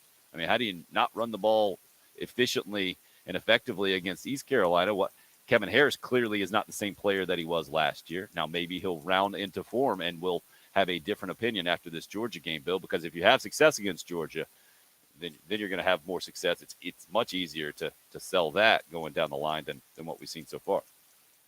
Well, I don't think you can compare last year's team and this year's team schedules. And also, if you're doing that, then you've got to say that at least through 2 games, the defense is far and away better. There has been massive, no doubt. I was thinking progression offensive. there. So as a team as well. But I'm with you on offense. But again, how much of it is communication and how much of it is just flat talent? I'll say this, and again, I know it's Eastern Illinois and I know it's East Carolina. Right now, I at least feel better about the wide receivers. Josh Vann looks like a guy now that I think as the season progresses, you go, okay, yeah, we can count on that guy. I mean, he's making catches. I know they're catches that regular college wide receivers are supposed to make, but he's also not made those for 3 years. Like he's doing some things that shows me improvement from him. Don't you want to see it against an SEC team first? That's what makes this weekend fun. You want to see it. Well, I think he'll continue to do it. The question will be is, can they get him the ball? Can they get him the ball? That's an entirely different line of questioning there. But I am with you. And I also think that this weekend is a barometer. How far away is South Carolina? Now, that doesn't mean that they come out and play a very close game and you go, oh, you know what, actually they only, let's say they lose by 2 touchdowns. You go, oh, covered that spread by 16 points. Man, South Carolina's pretty close to being pretty good. No, that's not necessarily what it means. Just like losing 45-3 doesn't necessarily mean you're a long ways to go. But it will give us an idea. If South Carolina's able to come out, what I look for this weekend is a team that comes out and can somewhat, if not completely, match the level of physical play on the lines of scrimmage. I think we all know South Carolina running back should be okay. But what we want to know, what I want to know is along the lines of scrimmage, what does South Carolina look like? If that defense comes out and is able to limit Georgia and is getting to whomever is playing quarterback and is causing some problems in the defensive backfield, is being able to compete with the Georgia wide receivers, I'll be honest, I'll come in here on Monday and go, feel a lot better about that Kentucky game. Feel a lot better about that Tennessee game. All right. But if they go out and Georgia's just blowing the defensive line off the ball and running and we end up with 200, Georgia ends up with 250 yards rushing on Saturday night, then maybe you change your opinion a little bit. Interested in your opinions. We see you on the Love Chevy phone lines. I see those texts in there. Not all of you agree with me, and that's okay. We kick off the second half of the show. Coming up next, it's the early game here on 107.5 The Game. Live, free. That's how we do sports. 107.5 The Game. Feel free to call and complain if you wish.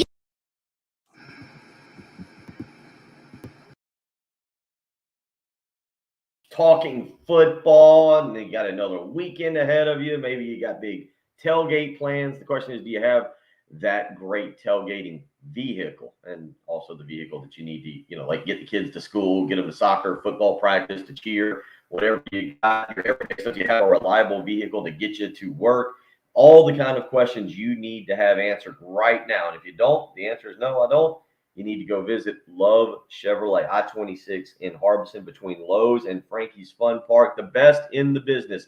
Over 60 years of experience, and at Love Chevrolet, they continue to pride themselves on their incredible sales staff, the knowledge that they have, how they're able to help you. They continue to pride themselves on their everyday low prices, meaning you can go shop. Other dealerships take their deal back to the folks at Love Chevrolet, and they'll beat it, or they'll write you a check for $1,000. Hasn't happened anytime soon. And they also continue to pride themselves on an incredible selection, not just new Chevrolets, but certified pre-owned vehicles as well. All the reasons that's made Love Chevrolet everybody's choice for that next vehicle purchase. So whatever you're looking for, Love Chevrolet's got you taken care of. I-26 in Harbison between Lowe's and Frankie's Fun Park. You can check them out on the web as well, lovechevy.com. Get out there today. Check out the brand new line of Tahoes, the Silverados, always fantastic vehicles. again, maybe it's something that you're going to do for your child here coming up. A certified pre-owned vehicle for Christmas. They've got a fantastic selection of those as well. Love Chevrolet, I-26 in Harbison between Lowe's and Frankie's Fun Park, or on the web, lovechevy.com. Get out to Love Chevrolet and find new roads.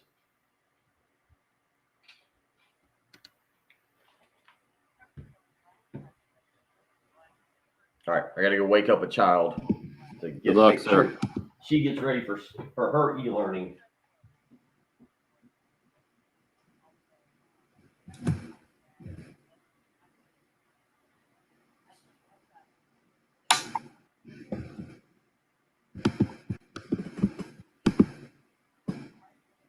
Oh, are you already awake? Okay, you want to head up there? Need anything? All right, love you.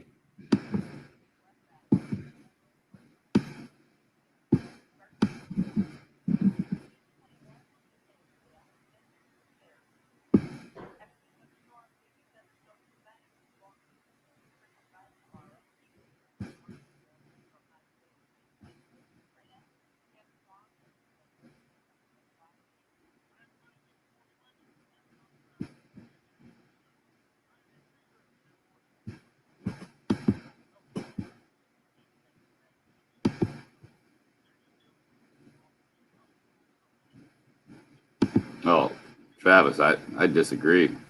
I don't think there's any doubt about it that you have to keep tight ends to block for pass protection, man. And you're in trouble offensively going. Everybody's in trouble offensively going against Georgia, no matter who you are.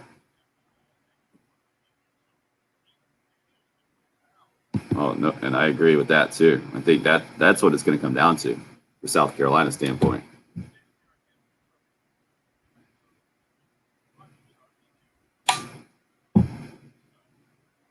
And that's why I thought that the only reasonable chance of being able to have any kind of offensive success would be with a mobile quarterback like Doty. But it doesn't sound like, from what I heard yesterday from Shane, that he's ready to be that guy. Morning, Terry.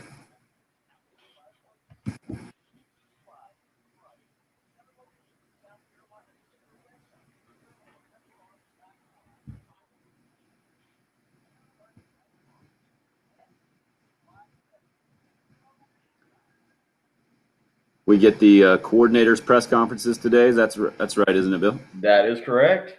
I'm interested in hearing Marcus Satterfield's evaluation of Kevin Harris. Yep.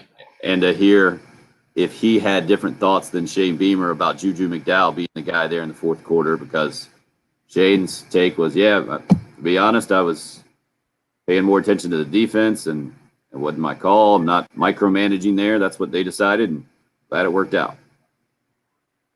I mean, the ultimate non-Will Muschamp answer, wasn't it? The running backs this weekend, I think, will also be interesting, kind of that, like, how they utilize those guys. I don't like the running back by committee. Right. I hate it. Well, Alan, I think we got to amend what you're saying there. There are no simple passes against Georgia, unless you're throwing a screen or something. And even then, you're looking to wear down their defense. I don't. Good luck. Yeah, Waddy, that was massive against East Carolina, right? Those 3rd and 8 and longer. One of the reasons why you didn't see much success. And you do that against Georgia, then you're just asking for turnovers.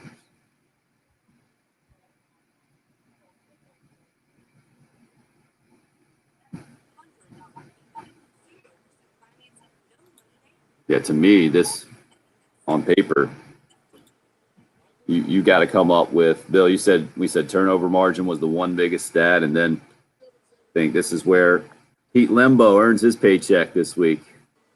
You're going to have a chance. You gotta have some huge special teams plays. Yeah, that's a good point. You need one somewhere, blocked punt. South Carolina's going to need a non-offensive score, pick six from fumble, something. Guys are up.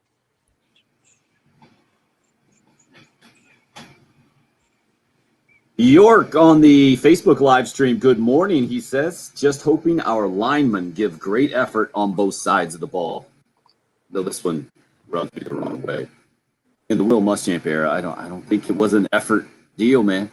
And I think when we watch it from the outside looking in, if a offensive lineman gets beat, do we assume that he just didn't give enough effort? I think that's the easy thing to assume, sitting on my couch watching and say, oh, that guy, clearly he needs to. I just don't think it's an effort deal a lot of times. And especially when South Carolina's going up against an uber talented Georgia team on both sides of the ball, I think you're going to get a great effort. But what it comes down to is execution. And Danny, I'm with you. Danny says on Facebook live stream, I'd like to hear why Kevin Harris didn't play much. And I'm hoping that we'll hear more of that from Marcus Satterfield, because I just mentioned in the last segment that Kevin Harris is clearly not the player he was last year. Anonymous texter hit me up and says, Harris has like 5 carries on the season, and you're saying he's not the same player? No, that's my exact point. Is that we're through 2 games this year. He's got 7 carries. What do you out the first one? Was out the first one. I know, which means if you're not even available, you're clearly not the same player you were the year before. It's true. Okay. Then your first game back, you're unproductive. He's got took the important carries.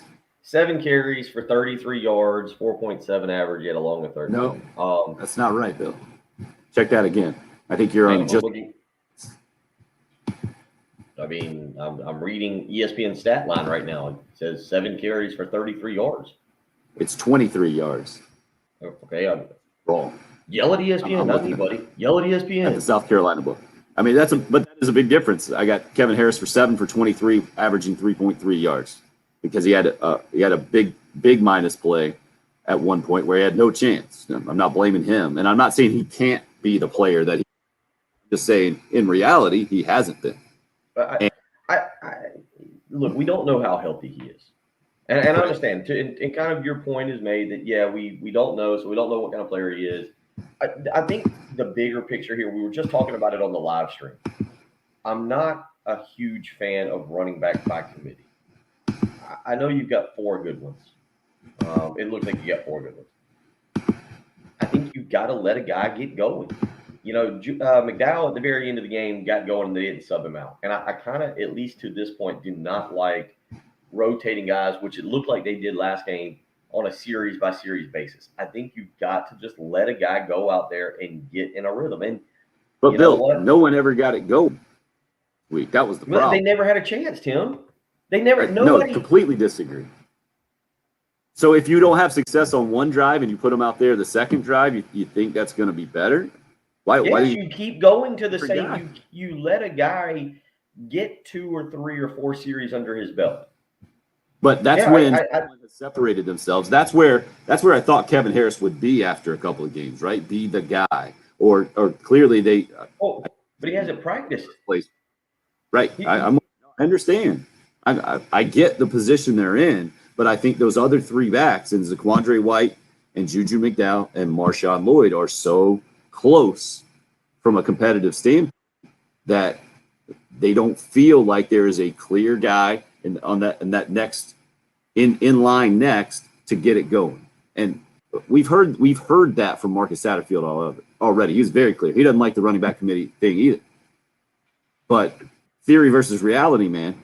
When it's not working, you got to try somebody else. And I don't think any of those 3 guys right now.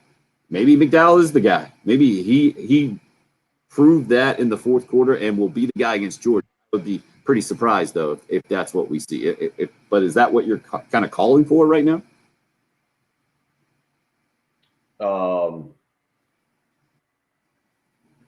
Did we lose you? All right. No. What was I think that there's a lot going on in terms of I don't think it's just a running back thing. Let's go back to what Shane Beamer said. I think when you look at what Shane Beamer said in regards to the offensive line, the calls there for blocking, I don't know if I put it all on the offensive line kind of in the manner that you're talking about. So we'll just have to see. Again, to me, it's communication. It's getting everybody on the same page. I don't feel like everybody, running back, quarterback, offensive line, excuse me. There were some passes. I'll go back to the worst pass that Zeb Nolan threw last week. All right, it was the one where I think it was Xavier Legette ran what looked like a hook pattern. Just kind of ran down the field, turned around. And it looks like, if you go watch the replay, it was a bad pass to begin with. Even if it was an out pattern, I think it would have landed at his feet. But Zeb Nolan threw it out toward the sideline. Do you remember the one? We kind of talked about it, I think, off air, and we kind of joked about in the background of it, the GA or whoever threw his papers in the air. Like, it looks like Nolan was expecting Xavier Legette to run an out pattern. Legette ran just a simple button hook, and they weren't on the same page. Go back to the Jaheim Bell play where there's the interception. It looked like they were on the same page. You can maybe with the running backs, you can also say right now, not a lot of people are on the same page here. I'm with you on that, but that's just a massive concern through 2 games, especially Eastern Illinois and East Carolina, knowing that Georgia is next. And I don't think Mike Bobo gets enough credit, especially being kind of enemy number 1 after the way it went down, for scheming up the run game as well as he did last year.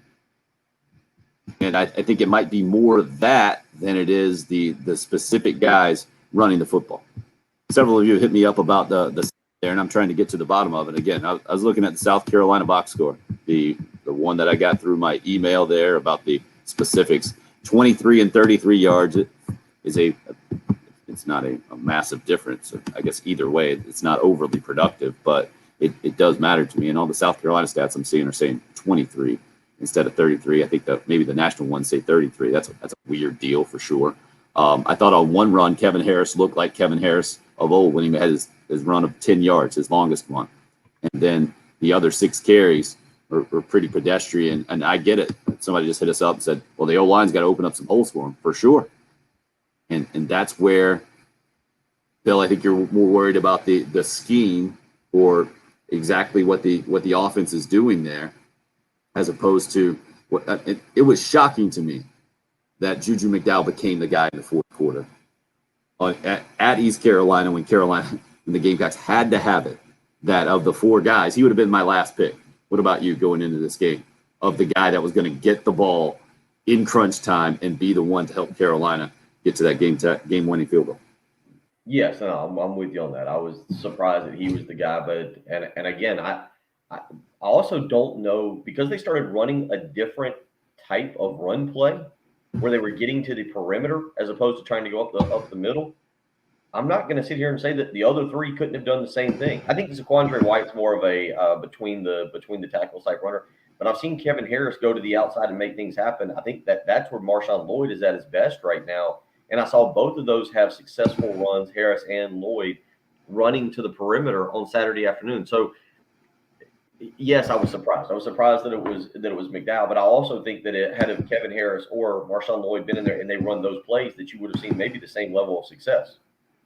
And I'm with all you guys hitting us up on the Cool Care Heating and Air text line. Give Kevin Harris the ball. Yeah, that's where I was shocked last week, and that's why I can only come to the conclusion that maybe right now he's just not the player that he was last season, whether it's a conditioning thing, whether it's that back procedure thing. I don't know what it is. Interested to hear Marcus Satterfield's comments later on today. Maybe we'll get some more insight into that. Right now, we got to take a quick break. It's the early game here on 107.5 The Game.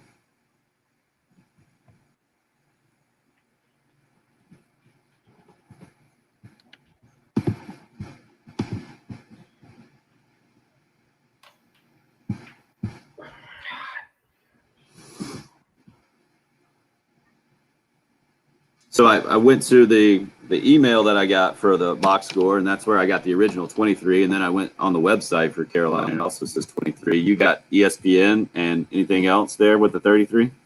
No, well, I did wonder. It has McDowell. I didn't know what McDowell ran for in this game, but it's got him for 11 for 71.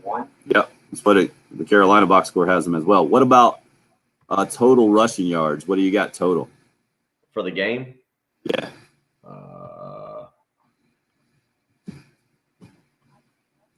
I got 99 here on the USC box. I will take. Give me just a second.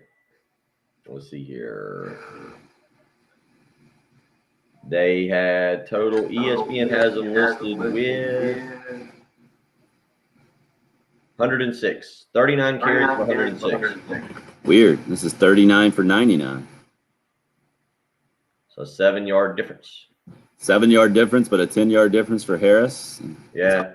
It's got McDowell with 11 for 71, Harris 7 for 33, Marlon Lloyd 7 for 21, Josh Van 1 for 10.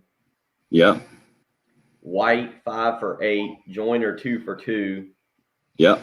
There's a team rush of, I don't know what this was, and I do remember when this happened during the games. I was kind of tracking stats. A team rush of 1 for -2. Right. I got that here too. And Zeb Nolan 4 for -37.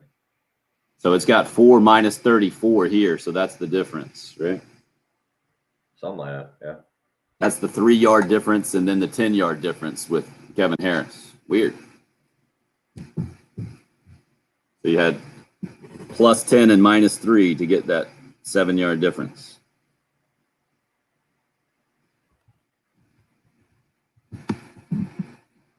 What about, does it have Kevin Harris as receiving at all? It wouldn't, would it? He didn't catch a pass. Yeah, the only thing in my head I could think of is maybe it was, a screen that was kind of lateral, and they counted it as a rush in one box score, but a catch in another. But they got 7. You said both of them have 7. Right. Yeah, it doesn't make any sense. You're right.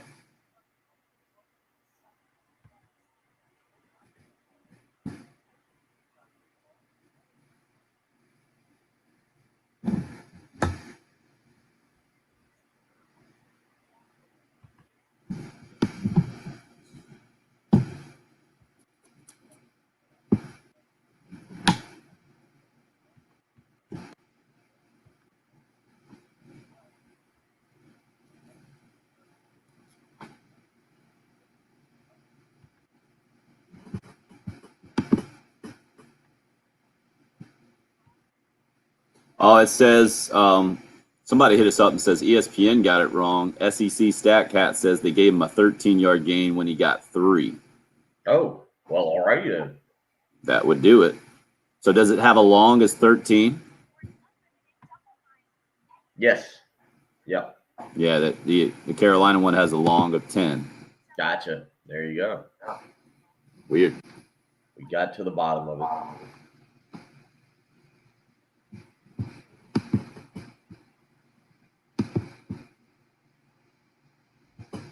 Yeah, completely agree there, Travis. I think he was their best outside zone guy. Quickest. Morning, Hope. Yeah, that was a good question there, RL. Maybe there was. But 13 and 3, I can see as being just an input error.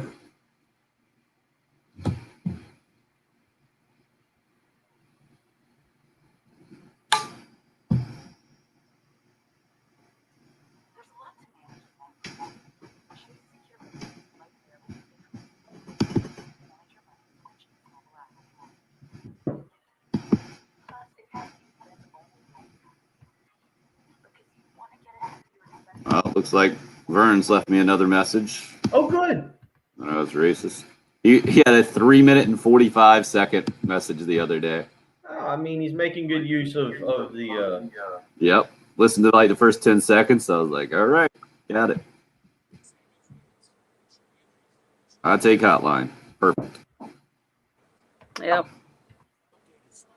Yeah, he can get it out without us having any FCC violations.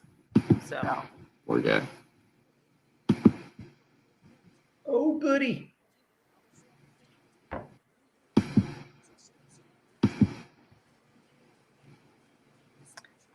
We're about to head back in. Have we heard from Patrick?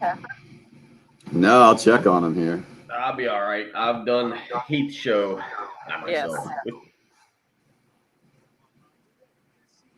We got some audio too.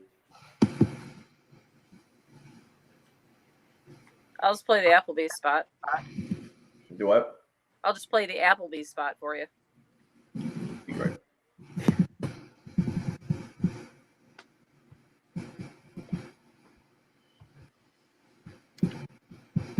There he is, Rob. Quarter on the Cool Care Heating and Air text line at 803-404-6100. Kevin Harris was productive. He was running well. He had one play for a big loss. They were running him between the tackles for the most part. Let him get some runs outside the tackles. He earned his right with a 1,000-yard season last year. Give him a real chance to prove he is or isn't a guy this year. 7 carries? Come on, man. Well, Bill, 45. completely agree with where Quarter's coming from, but the fact that he didn't get more of those carries, to me, was the translation from the coaches that he's just not quite ready for it for whatever reason. Did you come to a different conclusion? 30. Right now, I don't know. The health, I mean, there's a lot of things, I think. And look, the offense just as a whole looked discombobulated. Mm-hmm. So we'll see if it takes a step forward this coming weekend. If there's a little bit. Well, let's start with today. Let's see 15. what Marcus Satterfield says today. How about that? We get to hear from a coordinator. Maybe we'll get some answers. Just the fact that there'll be questions thrown at him and the possibility of answers. That's a great thing. Hour number coming up. Okay. This is Gamecock Athletics with the Ray Tanner. You're listening to All right, man. I'll give Patrick a call right now just to see what his deal is. Hopefully he'll hop on with you. Yeah, if he doesn't, tell him to take the day off. We'll be all right. It's just 1 hour. He might have had some issues. He might be a little cranky. He might be watching on the live stream right now, just not commenting and just deciding. Yeah, right. He's that guy. It's no fun just to yell at your computer. Precisely. But yeah, if you just want to check on, make sure he's okay. Yep, will do. Yeah, that was kind of more my thing. Not so much for him to be on, but just when typically he is on or responsive. Yeah. All right. I'll hit you guys up tomorrow. All right, buddy. Enjoy your day. All right, you're good to end the old live stream? Huh? You're good to end the old live stream there? I know how to do it. Oh, yeah. Fantastic. Yeah, this could be fun. Thank you guys on the live stream. I'm going to get to a 10 o'clock tea time. I think raising some money for Spring Valley Education is what they're doing at Wildwood today. Nice. So we'll see you guys in the morning tomorrow. Sounds good. Later. Later, dude. That's right. Must be nice just to, go golf. Yeah. I got to admit, I just got an email. I was supposed to go to the beach this weekend, and they canceled our reservation because the condo has some issues. Oh, no. So that happened right in the middle of that second to last segment.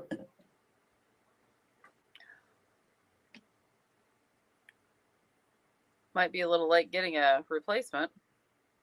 Or is it not bad right now? I don't know. Honestly, I can find a replacement. It's how much money I want to pay. Yeah. That's kind of what I meant. And for something to be comparable. It's how much money I want to pay.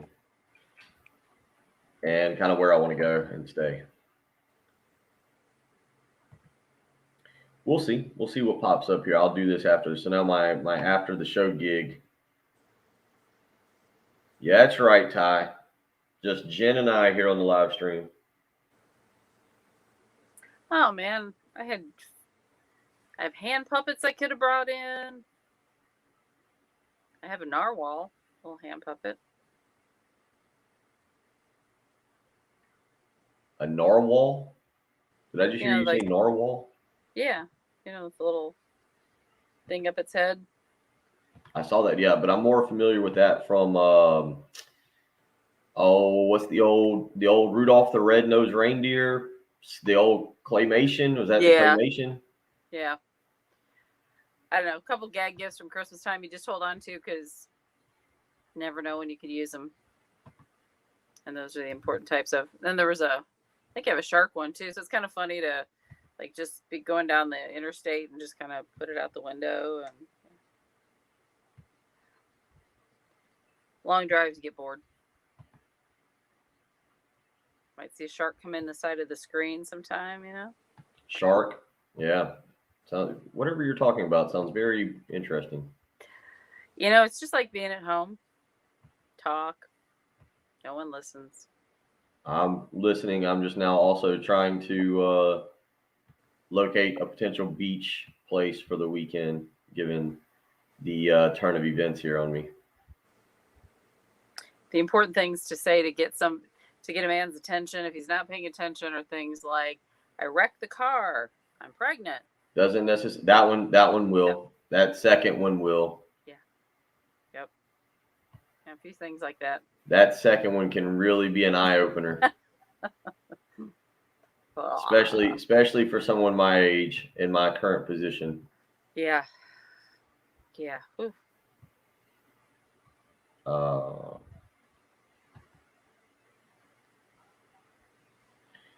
That's a good way to get big eyes.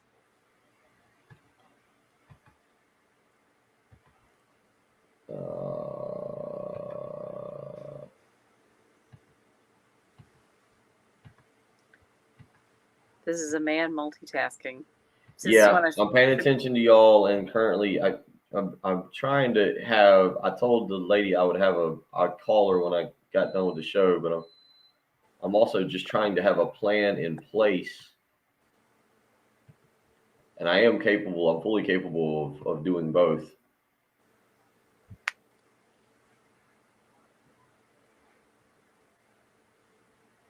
That's right, Robert. Tim defended something that I wasn't sure. Get call Rich. Yeah, we Rich on. Yeah. All right. That would spice things up. Pay attention to y'all now for a few minutes. Actually, I want to go back here for a minute. It's great. All right.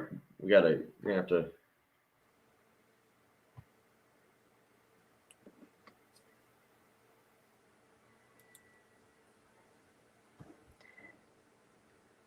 Do you need we have those 3 cuts. Do you need the list of those? Yeah, if you just put them in, just tell me what they are, please. Just so I know. Just if I ask for something specific. Sounds like a good jumping off. What do we only got 2 breaks this hour, right? Correct. No lives.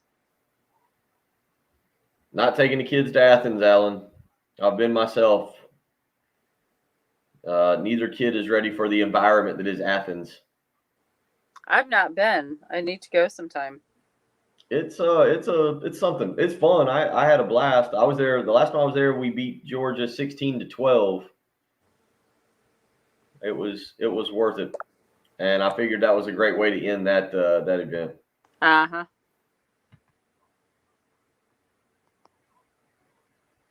need to go with some friends who can be rough if necessary. All right. Sounds like I'm back. We're back. All right. Let's focus in. Focus.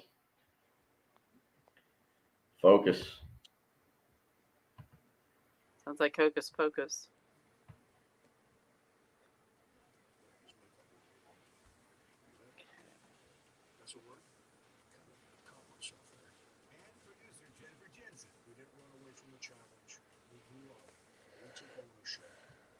That's leadership. Now, here's Tim Hill and Bill Gunter on 107.5 The Game. You're up.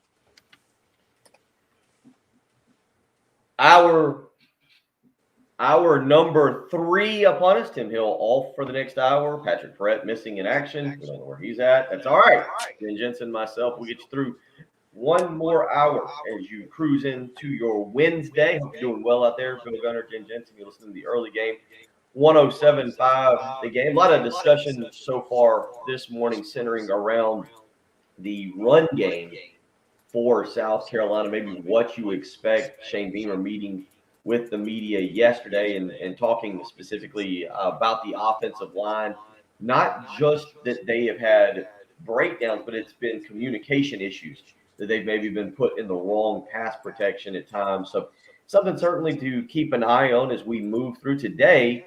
You will get to hear from Marcus Satterfield and Clayton White. And as we were exiting the previous hour, kind of joking, but it is fun. It is a lot more enjoyable to hear from the offensive coordinator during the week, to be able to ask him questions and find out what exactly he saw or what he's thinking and how that can impact what South Carolina was trying to do and what they will be trying to do this coming Saturday when they head into Athens, 7 o'clock. That game on ESPN, currently a 30.5-point underdog. So we'll talk more about that. We'll get you a few of those Beamer quotes and clips from yesterday, and then we'll look ahead to what Marcus Satterfield we'll be talking about today. If you want to join me in this hour, a couple ways to do that. You can hit us up on the Love Chevy phone lines and the Cool Care Heating and Air text line, 803-404-6100. You can also hit me up on the live stream. Plenty of people joining in. Stephen, Ty, Terry, Alan, all weighing in. And it's kind of interesting because the live stream conversation there at the top of the hour turned into talking about taking trips to Athens. The last time I was in Athens was 2007, I believe. Blake Mitchell and Corey Boyd leading South Carolina to a 16-12 victory.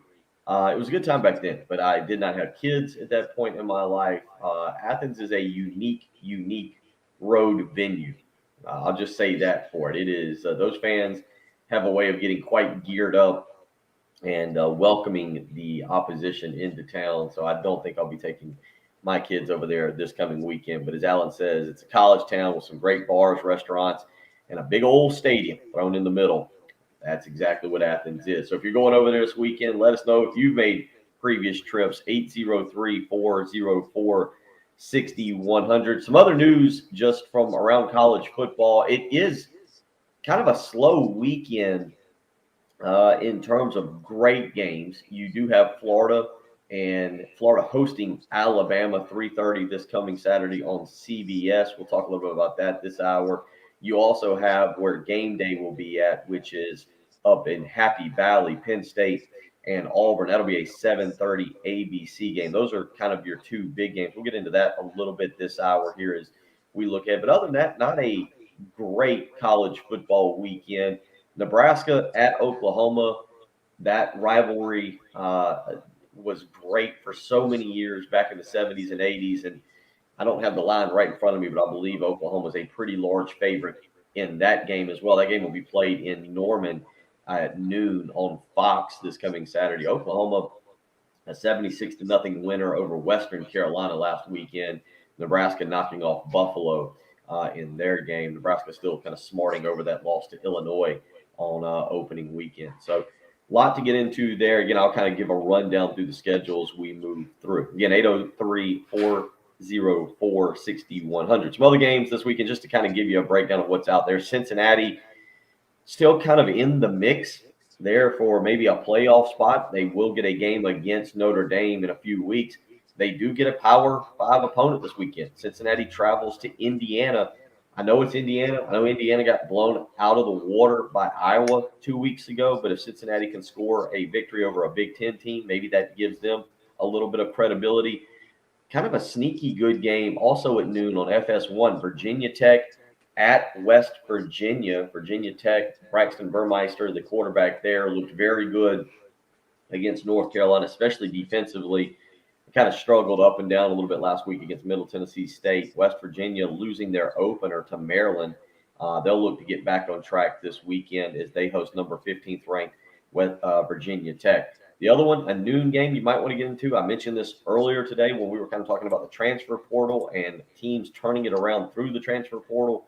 Michigan State traveling to Miami, a noon game there on ABC. I don't know what to make of Miami. They get their doors blown off by Alabama. A 2-point victory, needed a late field goal to beat Appalachian State this past weekend. There was the scenario with the cat hanging from the rafters that they saved. This wild, crazy things happening. You saw that? Crazy. Oh my God. Well, and at first I thought, is this something that the team does all the time? And I was having a real issue with it. Like my first thing was, oh, they we all think this is funny. And then it dawned on me, it's like, no, this was like a serious, not expected. Because college kids will do stupid stuff. So I thought, this was I don't know. But I'm glad it wasn't. I'm glad it was something not expected. And yes, that's not what they do. That's not what Miami does to the cats or to any kind of cat down there. They don't just hang them up out there and let them try and figure it out in the rafters. It was nothing too severe there. So that is another noon game, though, to keep an eye on. Michigan State traveling down to Miami. Hopefully no cats falling from the rafters that need to be saved this week. Yeah. No words.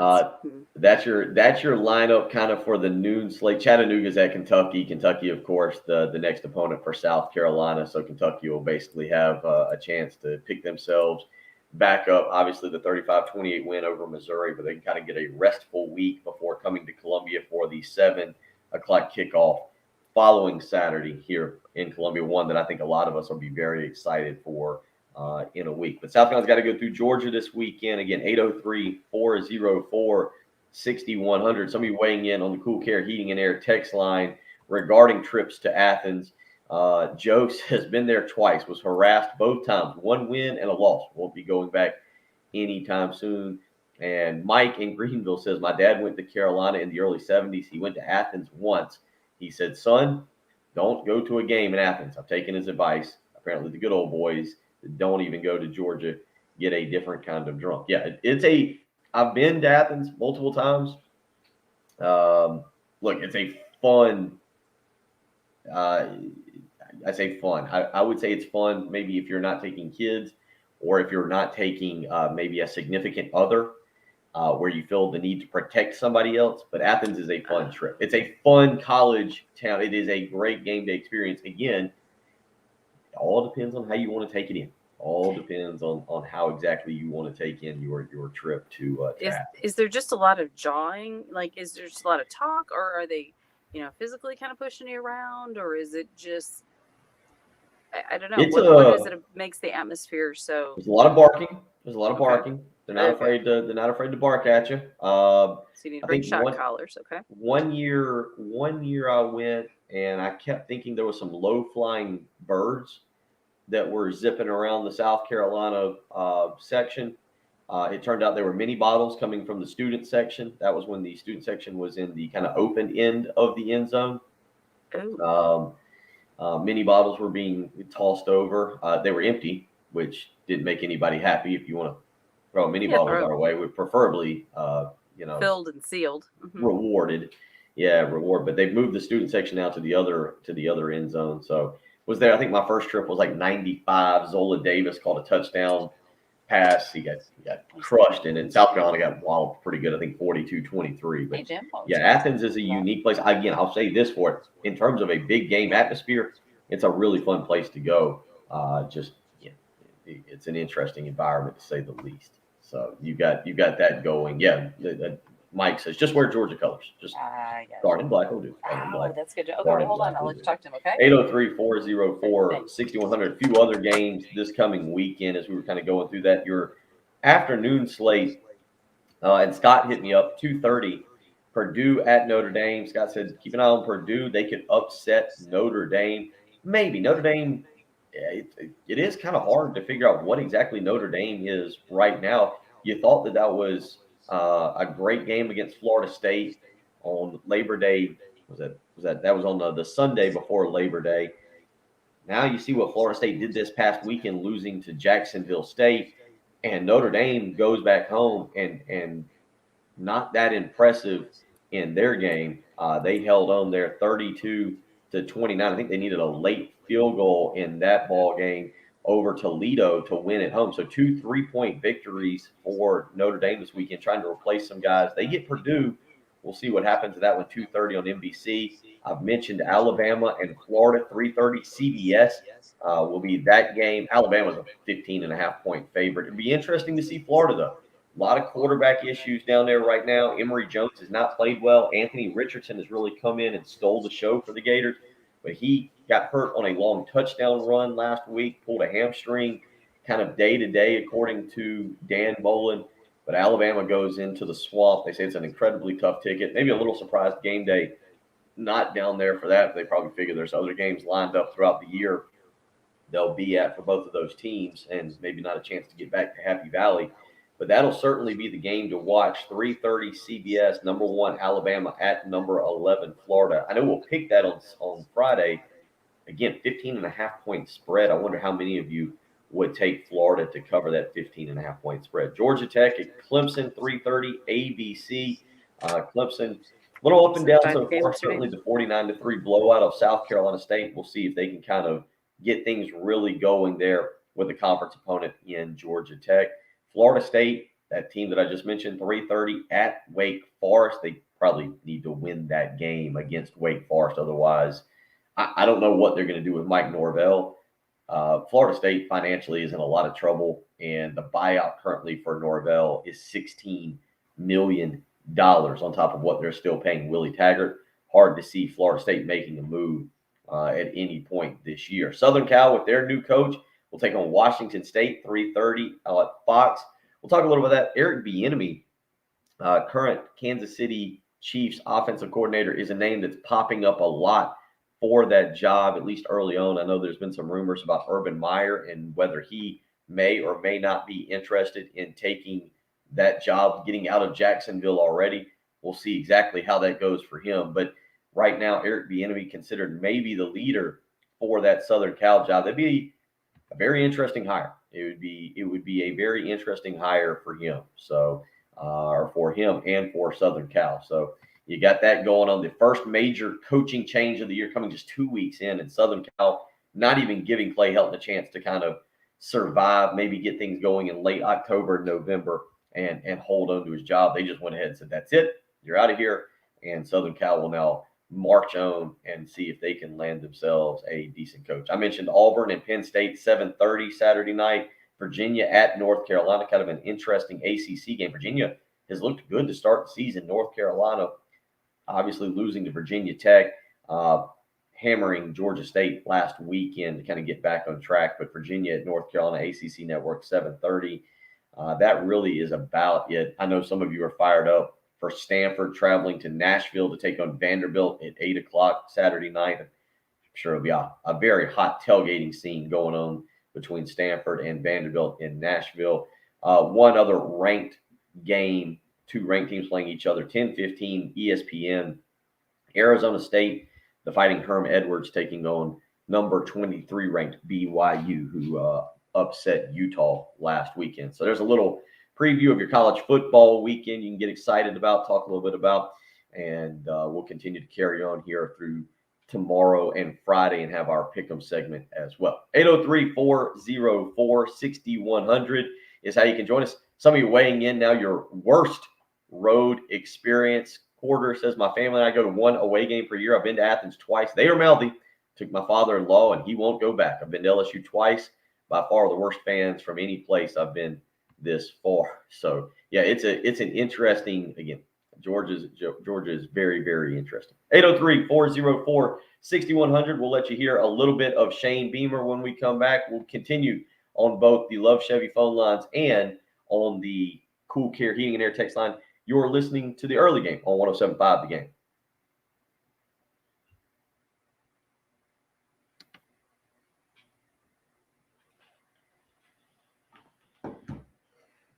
All right, they just canceled our reservation in Myrtle Beach.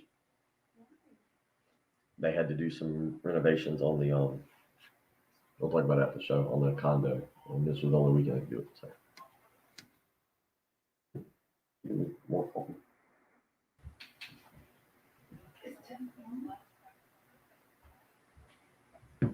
Huh?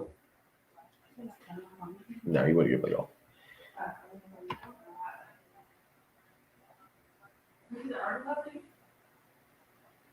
I hadn't had a chance to look. Travis, I think we all would go to Nashville. I love going to Nashville for Vanderbilt games. Waddy, Hilton Head. I've never been a huge Hilton Head fan. It's going to be an option. There's going to be here a few hours here. I've got some contacts in Cherry Grove. When I say Myrtle Beach, I haven't been to Myrtle Beach in maybe 20 years, but I've gone into Cherry Grove and way up that way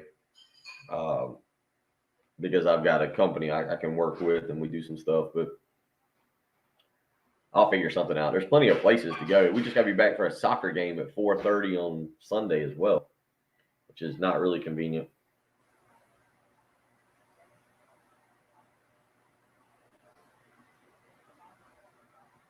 Got a lot going on. I tell you what, we doing the live stream by yourself with the text line is very interesting.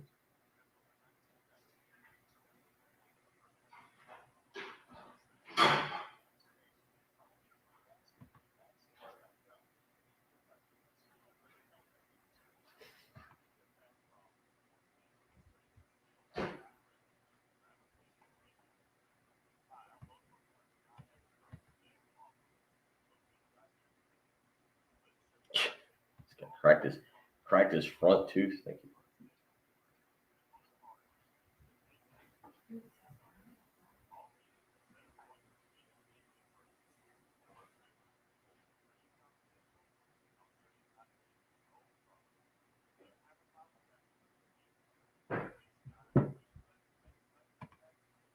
All right, let me go back, Jen.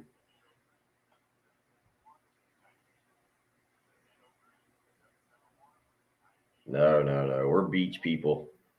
I'm not a huge I'm not a huge Carowinds fan.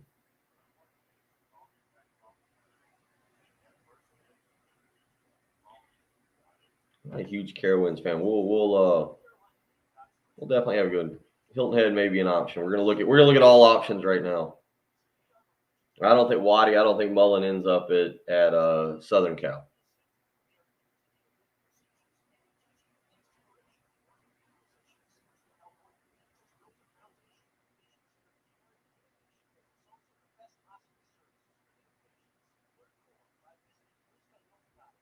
Oh, Robert, that second spur, that last Spurrier trip was no good. Sounds like a bunch of y'all have had some questionable. You should see the text line too. On trips to Athens.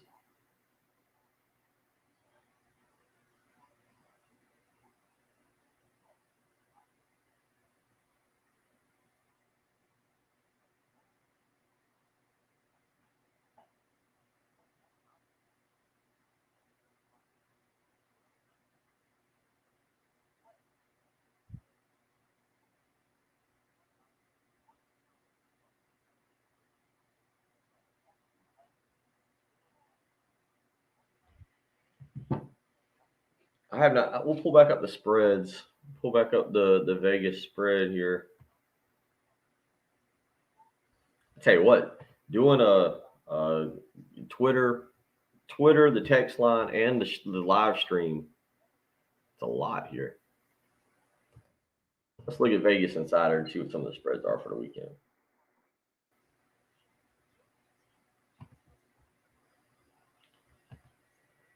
Even for my own personal ADD self, this is a lot. Wow, that's a Waddy. That's extreme. Oh, I guess I can. Yeah, it's kind of extreme. It's not like you're at an Ozzy Osbourne concert. Yeah, really. Wow. Yeah, that is extreme. And that's one of the calls. He was saying that, alums are kind of embarrassed by some of the. It'll be an interesting call to listen to.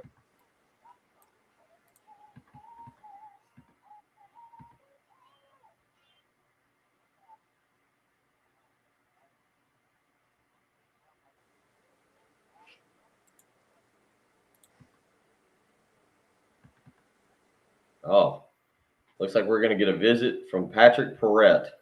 Uh-oh. There we are. In a Georgia shirt? Oh, is that Carolina? I can't see. It's Carolina. hazy wherever you're at. Yeah. Did you redo the room? No, I just changed the orientation. Gotcha. The laptop would normally be right here. Right there, yeah. Okay. You're just trying to keep it special, especially coming in later. Yeah, exactly.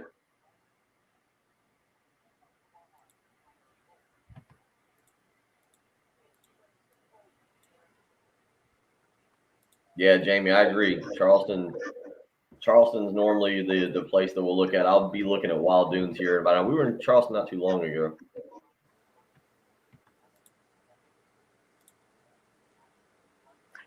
Yeah, fair enough, Robert. Were you talking about going somewhere for a weekend? Well, yeah, I was supposed to go out of town this weekend, or I'm going out of town this weekend. Now it's just a matter of where. I got an email in the middle of the show.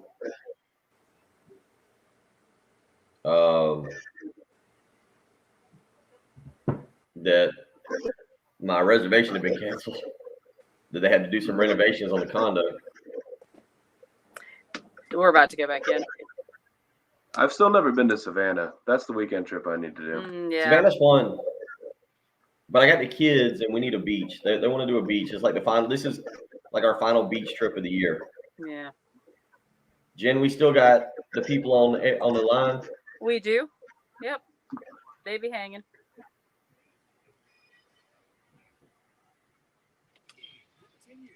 Oh, sorry, I have my mic off.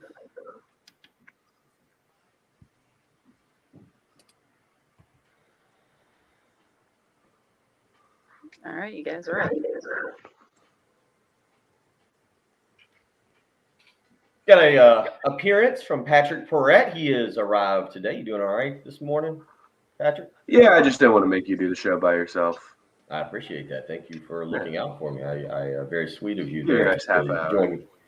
Join me. Yeah, 30 minutes. 30 minutes. We're talking about right. The show is kind of taking a turn. Now we're getting into road trips. A lot of people weighing in on road trips. Athens, South Carolina, and Georgia obviously have played each other a lot, even pre-SEC days. So I think a lot of Gamecock fans have been to Athens. Clemson fans can even weigh in on this little topic as well. Just making the trip to Athens. Not a lot of you are having great visits to Athens, Georgia. York says spit on in Athens as a student in the 80s, have not been back since. Let's get an alumni's opinion of that. Let's get out to the phone lines. Jim is waiting patiently. Jim, how you doing this afternoon? Hey, how's it going, guys? Doing good. I guess, how can I put this politely? All of our universities have fans that are intense. Very true. I guess most of the fans that I'm embarrassed about at Georgia never darkened the door of the class. Huh.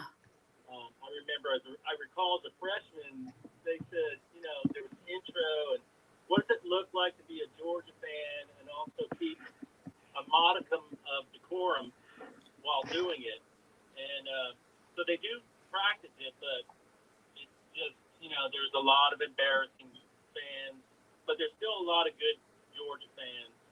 I hope that, that continues, but I'm not sure. And by the way, I've been to LSU, and that's the worst. I mean, they are, it's horrible. It is. Losing. Yeah, I'll say. When we win, they get really, really angry. I'll hang up and listen to you guys talk. Appreciate the phone call. Hope you're doing well, Jim. Thank you. I'll say this, Patrick. You started making a couple road trips. My first trip to LSU was during the Lou Holtz era. I think it was Corey Jenkins was playing quarterback.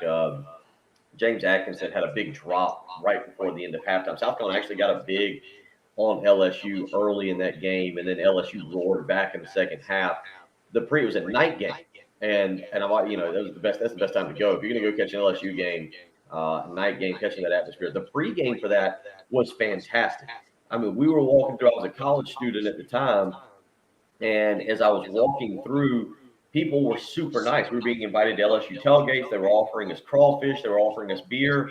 It was I was like, man, this is a really, really great road trip. This is one of the best places. We've also done New Orleans. I was like, this is one of the best places in town. Then you went into the stadium, and if it wasn't nailed down, it got thrown at the South Carolina section, and it ended up culminating with a guy pouring a cup of dip onto some people a couple rows back behind us. Like he was in the upper deck. He was and he poured it, and they went after him. It was quite the experience there. But man, the pregame, I remember walking around, I was like, this is one of the best places I've ever been to. And then you got into the stadium, and it was an absolute. It was the one place I was actually terrified. I've never been to Georgia and been terrified. And for transparency's sake, I will say I'm a bit of a Georgia fan. My father, my sister, and myself are the three that went to South Carolina. A lot of our family. One of my cousins was actually the team physician for Georgia for most of the 80s and the early 90s. I've got a lot of family members over in Atlanta and Elberton County who have all gone to Georgia. So I got to admit, I am a closet Bulldog fan. I don't mind rooting for them. People are going to be unhappy to hear that. As I've said, I grew up an LSU fan, and I love everything that people talk about for LSU fans. It's pretty true. I've seen it firsthand several times on the road and in Baton Rouge. Because I've seen LSU play on the road a couple times now, and it's pretty accurate. It's just they just consume quite a bit of booze before games, and they can't control it. But I think that's why people love LSU fans. Yeah, there is. That's an absolutely different kind of environment. I've been everywhere in the SEC with the exception of Arkansas. I've never been to Arkansas, and I've never been to Missouri. Tim went to Missouri a couple years ago, and we talked about that. He and I have talked about that trip. Patrick, you've been to Vanderbilt. You've been to Mississippi. Where else have you been in this league? Tennessee a couple times. I've been to Gainesville, but I've never been to a game there. Auburn, Alabama. That might be it. Okay, that might be it. Alabama. I've never again. And then, it's like everybody says. Everybody has questionable fans. I think just reading some of the text line though, it does feel like people have had some pretty interesting experiences in Athens, Georgia. 803-404-6100. Carl is up next on a trip to Athens. Keep it PG, Carl. What you got for me? Uh-oh.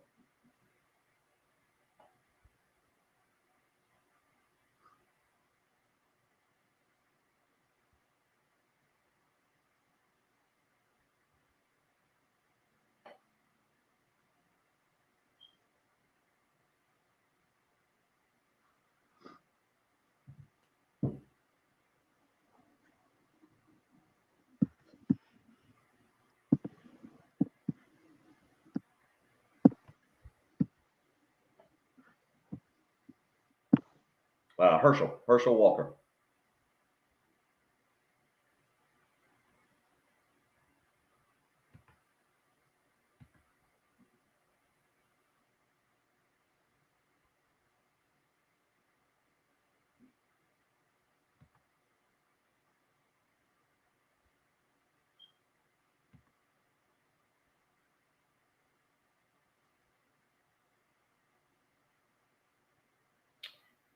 Yeah, and a lot of, and unfortunately, you mentioned the heart attack. Certainly, that's awful.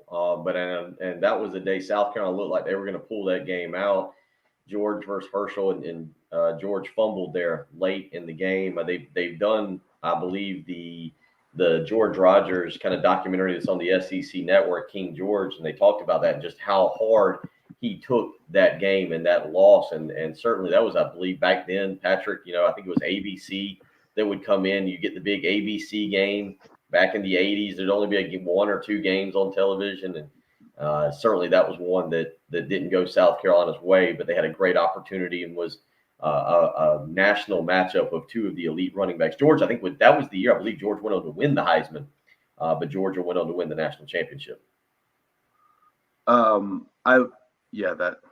was thinking, I think a lot of the experiences depend on how good the team is at the time. Because I was thinking some of my trips, like Tennessee, I feel people have said that Tennessee fans, what is the general opinion on Tennessee fans? I don't think I've gotten one because they've been so bad recently. Yeah, Tennessee's been, the first time I went to Tennessee was 05 when South Carolina beat them, when Spurrier went up there and beat them, and they were pretty quiet after that. Now there was times, I believe, probably prior to that. Lou Holtz generally played Tennessee really close, but then something fluky would happen. A Colquitt brother would hit like 90 punts, pinning South Carolina inside the 5-yard line, 87 out of those 90 punts, and South Carolina could never get anywhere. I believe there was I can't remember which quarterback it was. Might have been one of the early Clausens, I believe, in the early 2000s that threw a pass on like 3rd and 17 and in 2000 or 2001 that broke South Carolina's heart. The Gamecocks had them beat there at Williams-Brice, and it was a 3rd and long play that Tennessee was able to convert. So Tennessee fans, I think in the early 2000s, probably South Carolina was more annoyed with them. You're kind of right. The last few years have humbled them, and maybe you don't have quite as much bragging as you used to. Yeah, because when I was there, was it Butch Jones' last game? Was South Carolina his last game? Ooh, Or that's a did he good have another question. loss after that one? It was Garantano's first start, because that's the game that I went to. That's the only game I've been to in Neyland. And the whole time they were just defeated fans. They were like, yeah, I hope you win so we can fire Butch. Like, you walked into the local, is it Kroger in Knoxville? Kroger, whatever the local grocery store was, and they had fire Butch cookie cakes.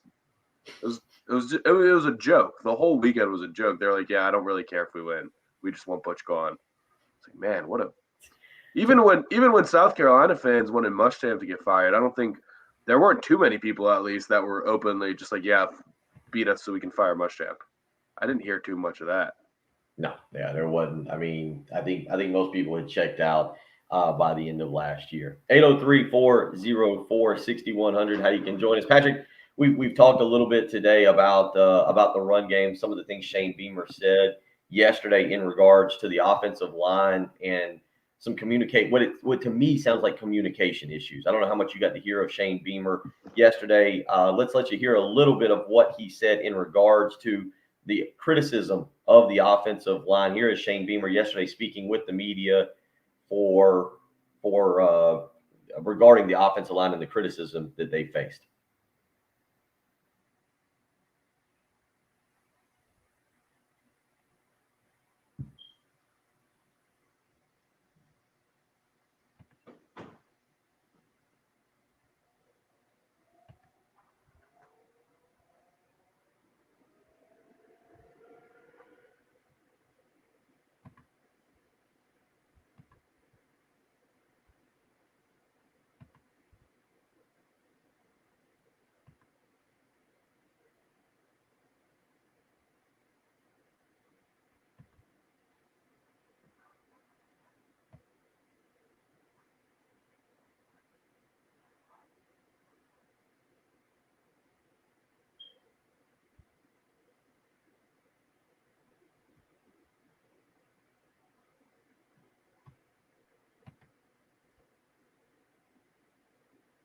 Shane Beamer talking there. Patrick, this is interesting because we've heard so much about the ability of Zev Nolan to get the team lined up right, get them in the right play. But it sounds like last weekend you had more issues with the offensive line and pass protection. You can't have that this coming Saturday night against Georgia. That defensive line, one of the best in the country, if not the best in the country. The way that they'll attack you with blitzes, whether it's Zev Nolan, whether it's Luke Doty, whomever it may be, somebody has to do the job of making sure the offensive line is ready to pick up the blitz. Yeah, and for South Carolina fans listening to that, I don't think they really care. I think they just want to see the quarterback protected. I don't think they care if PFF wrote it down the wrong way and gave a negative grade to the wrong person. They just want to see the quarterback protected, and more than that, they want to see a push on run plays. So if you're saying that's all communication and guys just putting a hat on the wrong guy, it's all talk at this point. You got to be able to move the football in the run game when you got 4 big time backs, and that's all we've been hyping up this offseason. So I think the pass protection, that's nothing new, really. That's what we've seen for the last couple of years is difficulties in pass pro, but when it comes time to run the ball and just push somebody forward, the South Carolina offensive line's actually done a pretty good job of that in the last few years, I feel like. So maybe they just need to get it straightened out, but that the inability to move an East Carolina defensive line in the run game was, I feel like, the biggest concern. Yeah, and some of that's still because East Carolina was firing linebackers into those gaps. I think that the offense versus the offensive line versus the defensive line was a success. The problem is, and Shane Beamer's kind of alluded to it, you've got they're being mismatched in terms of numbers. And that's why when South Carolina started going to the perimeter, you started seeing more success because those guys coming up the middle, they were out of place for East Carolina. And South Carolina was able to get to the perimeter. That's why I do continue to believe, I know it was McDowell, but had they gone with White, had they gone with Harris, had they gone with Lloyd there at the end of the game, I think you would have seen similar success because of the ability to bounce it outside. I will say, Georgia's going to be a very fast defense. South Carolina cannot, in my opinion, Patrick, line up Saturday night and try to run between the tackles and have a lot of success. Oh, no, not with Jordan Davis. I don't know how heavy he is. He's like 325, could be more, but he is the best. Yeah, I think he might be 350. He's the best nose tackle in the country. He does not get moved, and he can actually move a little bit too. There's no good answer for the Georgia defense right now because they are fast as heck going sideline to sideline. Nakobe Dean, their linebacker, is unbelievable. He basically took who's their linebacker from last year? Whose name I'm blanking on. Who was like their several year starter last year that got drafted, number 32. Whose name I'm blanking on. Whatever. Nakobe Dean was a true freshman and took his job last year. So that kid is a freak show. There's not going to be a good answer. You're just unfortunately getting guys in space and hoping that your running backs can make somebody miss is probably your best hope. 803-404-6100. Let's get back out to the Love Chevy phone lines. Drew is up next. He's got a story on LSU, which those things are usually pretty interesting. What you got, Drew?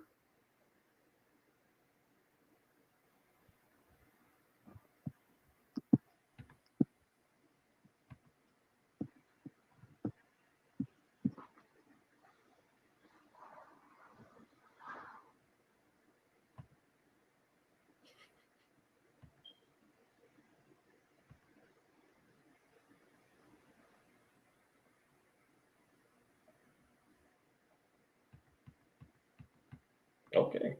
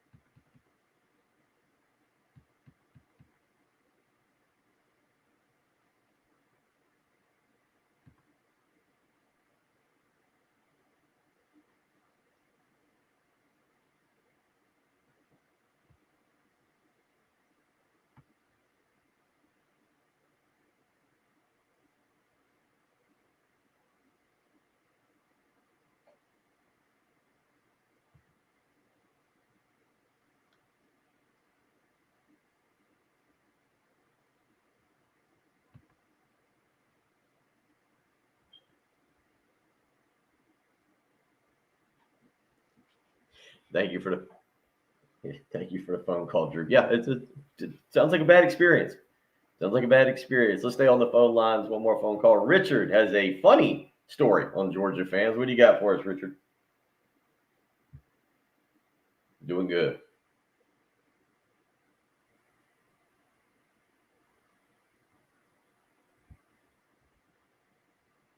Yeah.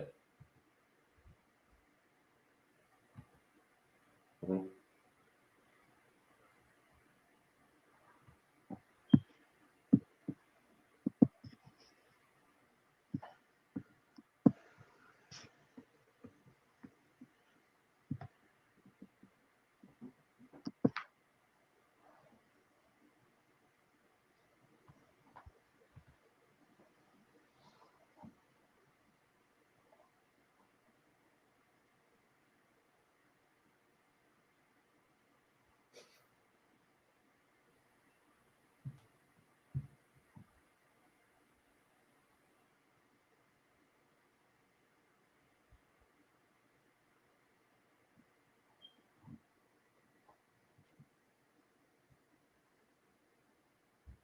Oh.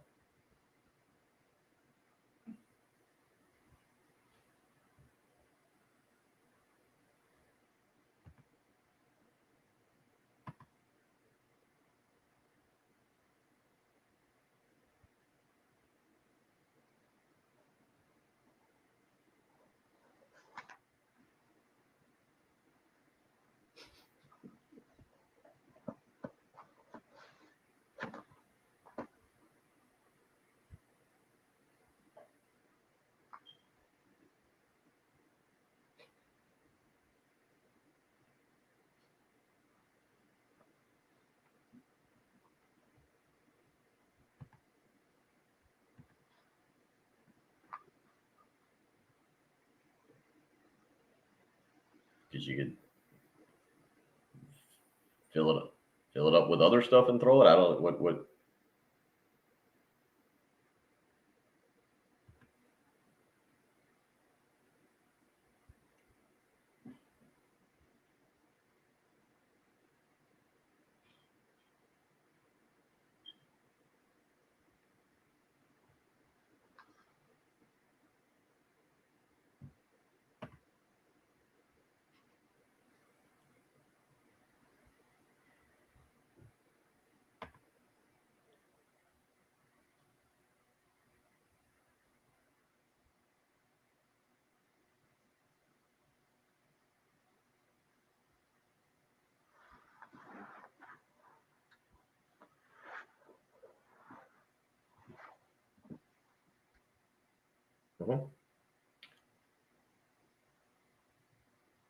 Appreciate the phone call, Richard. Patrick, we talked about it. We'll give predictions on Friday. I don't know. When we say a lot closer, can I see a scenario where South Carolina plays their rear end off for 3 quarters and is down 14 or 17 points because Georgia's really good, and then Georgia puts them away in the second, in the fourth quarter, has a long run and a long touchdown pass and wins by 31. I could.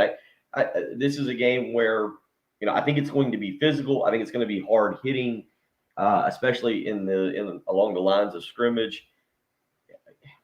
Can South Carolina stand up for 4 quarters? And look, that stadium, you get Georgia, you get the first home game at night. You're going to have those red LED lights. That place is going to be rocking early on. If South Carolina struggled against East Carolina in that environment at noon, it's going to be 10 times that. We're sitting here talking about these stories and everything that happened, and we're kind of laughing a little bit. But when you talk about on-field production, Patrick, that environment at 7 o'clock Saturday night, it's going to be a little bit different.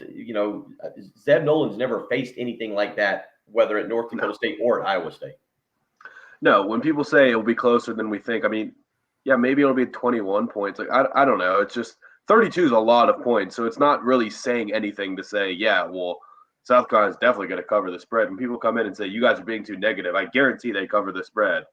All right, well, you're really not saying much. A couple turnovers, a short field here for South Carolina, missed field goal there for Georgia, a pick six. Like, anything can happen that can just immediately kill a 32-point spread. Like, it's not going out on a limb to say that South Carolina is not going to lose by 32 points, but it just shows like there's really not going to be a position unit that South Carolina is going to have the edge in this game.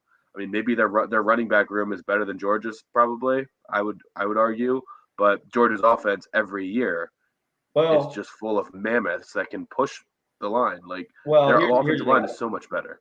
I don't know if you say a positional unit. What will be interesting for this game, and Tim and I talked about this earlier this show, watching South Carolina's defensive line go against the Georgia offensive line. Because if South Carolina goes out and is able to hold their own on the defensive line, which could happen. That's one position I look at. South Carolina's defensive line, I'm very impressed with them. I know it's East Carolina. I know it's Eastern Illinois. I'm not. That's not the kind of competition that they're going to face over the next 10 games. But if South Carolina's defensive line can go out and cause problems and be disruptive and get to whoever plays quarterback, whether it's Bennett or Daniels or Carson Beck, whomever, you come out of this game going, hey, we got a chance. We got to hit a break. We'll continue on. We'll wrap up the show. Patrick's in for a few more minutes. You're listening to the early game on 107.5 The Game.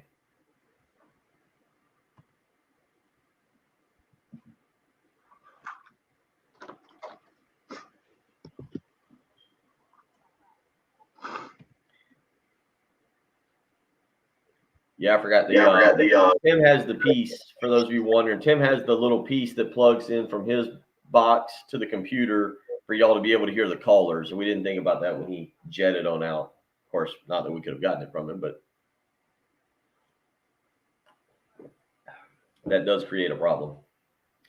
So I apologize. Yeah, you can't hear the callers today. You'll hear it tomorrow when Tim's back. All right.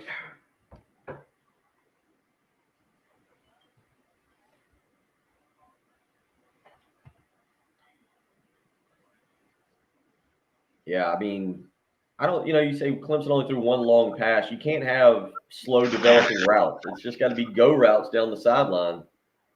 That's what it's going to have to be. Just get Josh Van one-on-one or some of those guys one-on-one. Just have a go route and hope they can win.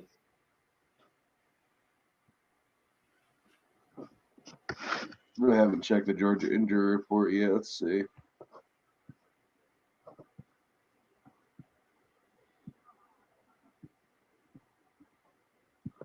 Darnell Washington is day-to-day now. Tyke Smith is day-to-day.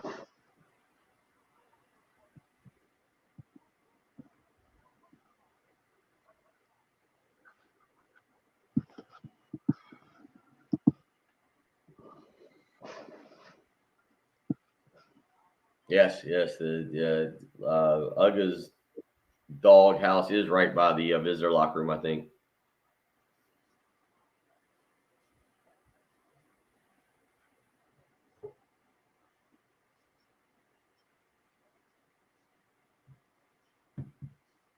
Oh yeah, we didn't discuss. Patrick, were you a Norm Macdonald fan? Yeah, he was before my time, but I mean, I've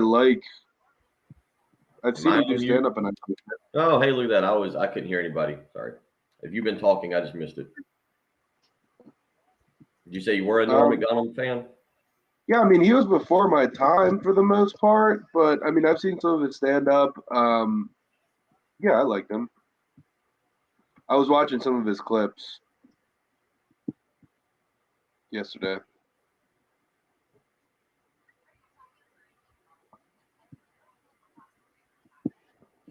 Yeah, I didn't like everything he did, but the Saturday Night Live stuff was always really good. The playing, I guess, was it Burt Reynolds? Is that who he was supposed to be playing? But it was Burt Reynolds, but then it would be Turd Ferguson because he thought it was funny. Jen, how much time we got? Less than a minute.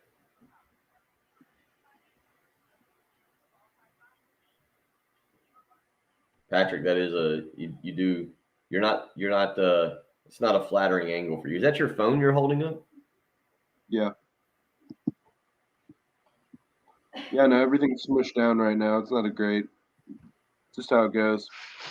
We can do it.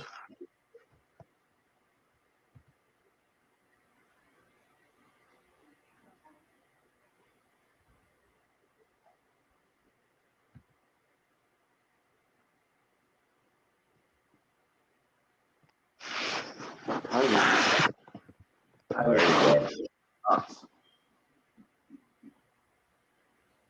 Yeah, I think you only got we got a minute left, Jen.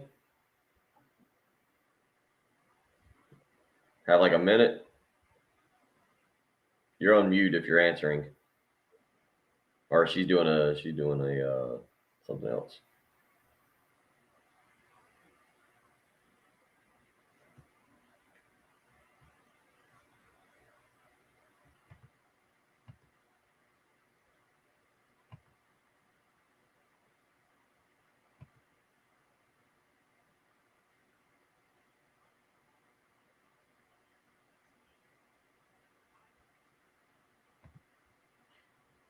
All right.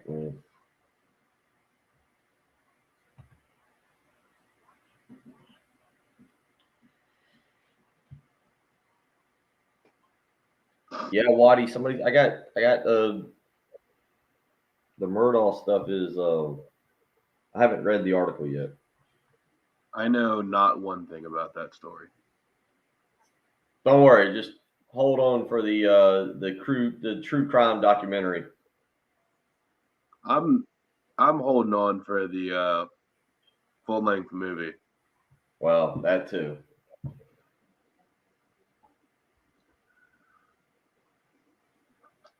I'll watch it in movie form. Attaboy. It's much easier to learn that way.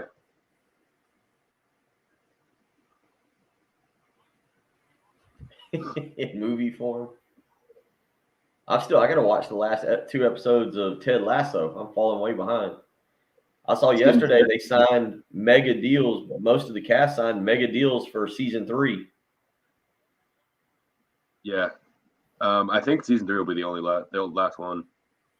Well, nobody, Sudeikis doesn't want to go any farther. Yeah. Got my parents hooked on that. They, when I was home a couple weeks ago, I had them watch a couple episodes, and they said they just love it now. They were showing one of their other friends, Ted Lasso, the other day now. It's gotten very serious. Jen, are we done with the show? Yeah, basically you got, I'm going to give you a minute.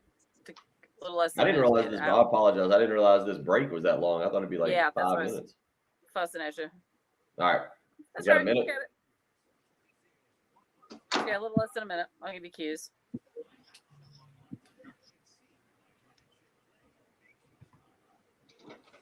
Guys are up.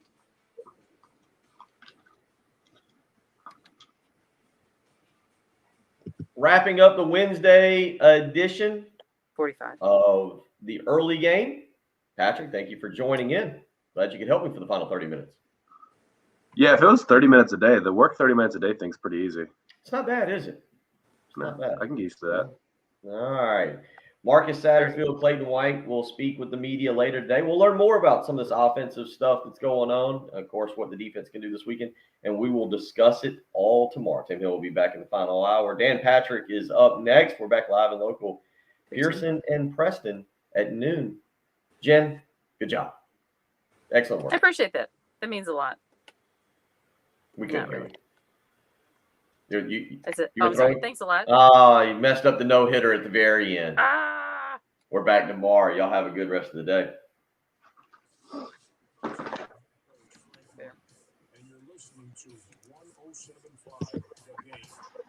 Never good to have it programmed too. Oh, so close, so close. All right, I know you got to get out of there. So go on. We'll cut that other stuff tomorrow. I got a couple Are things you I got to sure? cut tomorrow. Yeah. Because we can cut it, right now and get it out. Nah, I can wait a day. I got some things I need to do right now, so we'll cut it tomorrow. Okay. All right. We'll do that and the other one in the morning. Will do. Everybody else, good to see have everybody. a great day. Y'all take care. We will do it again, 6 a.m. bright and early. See you then. Beautiful.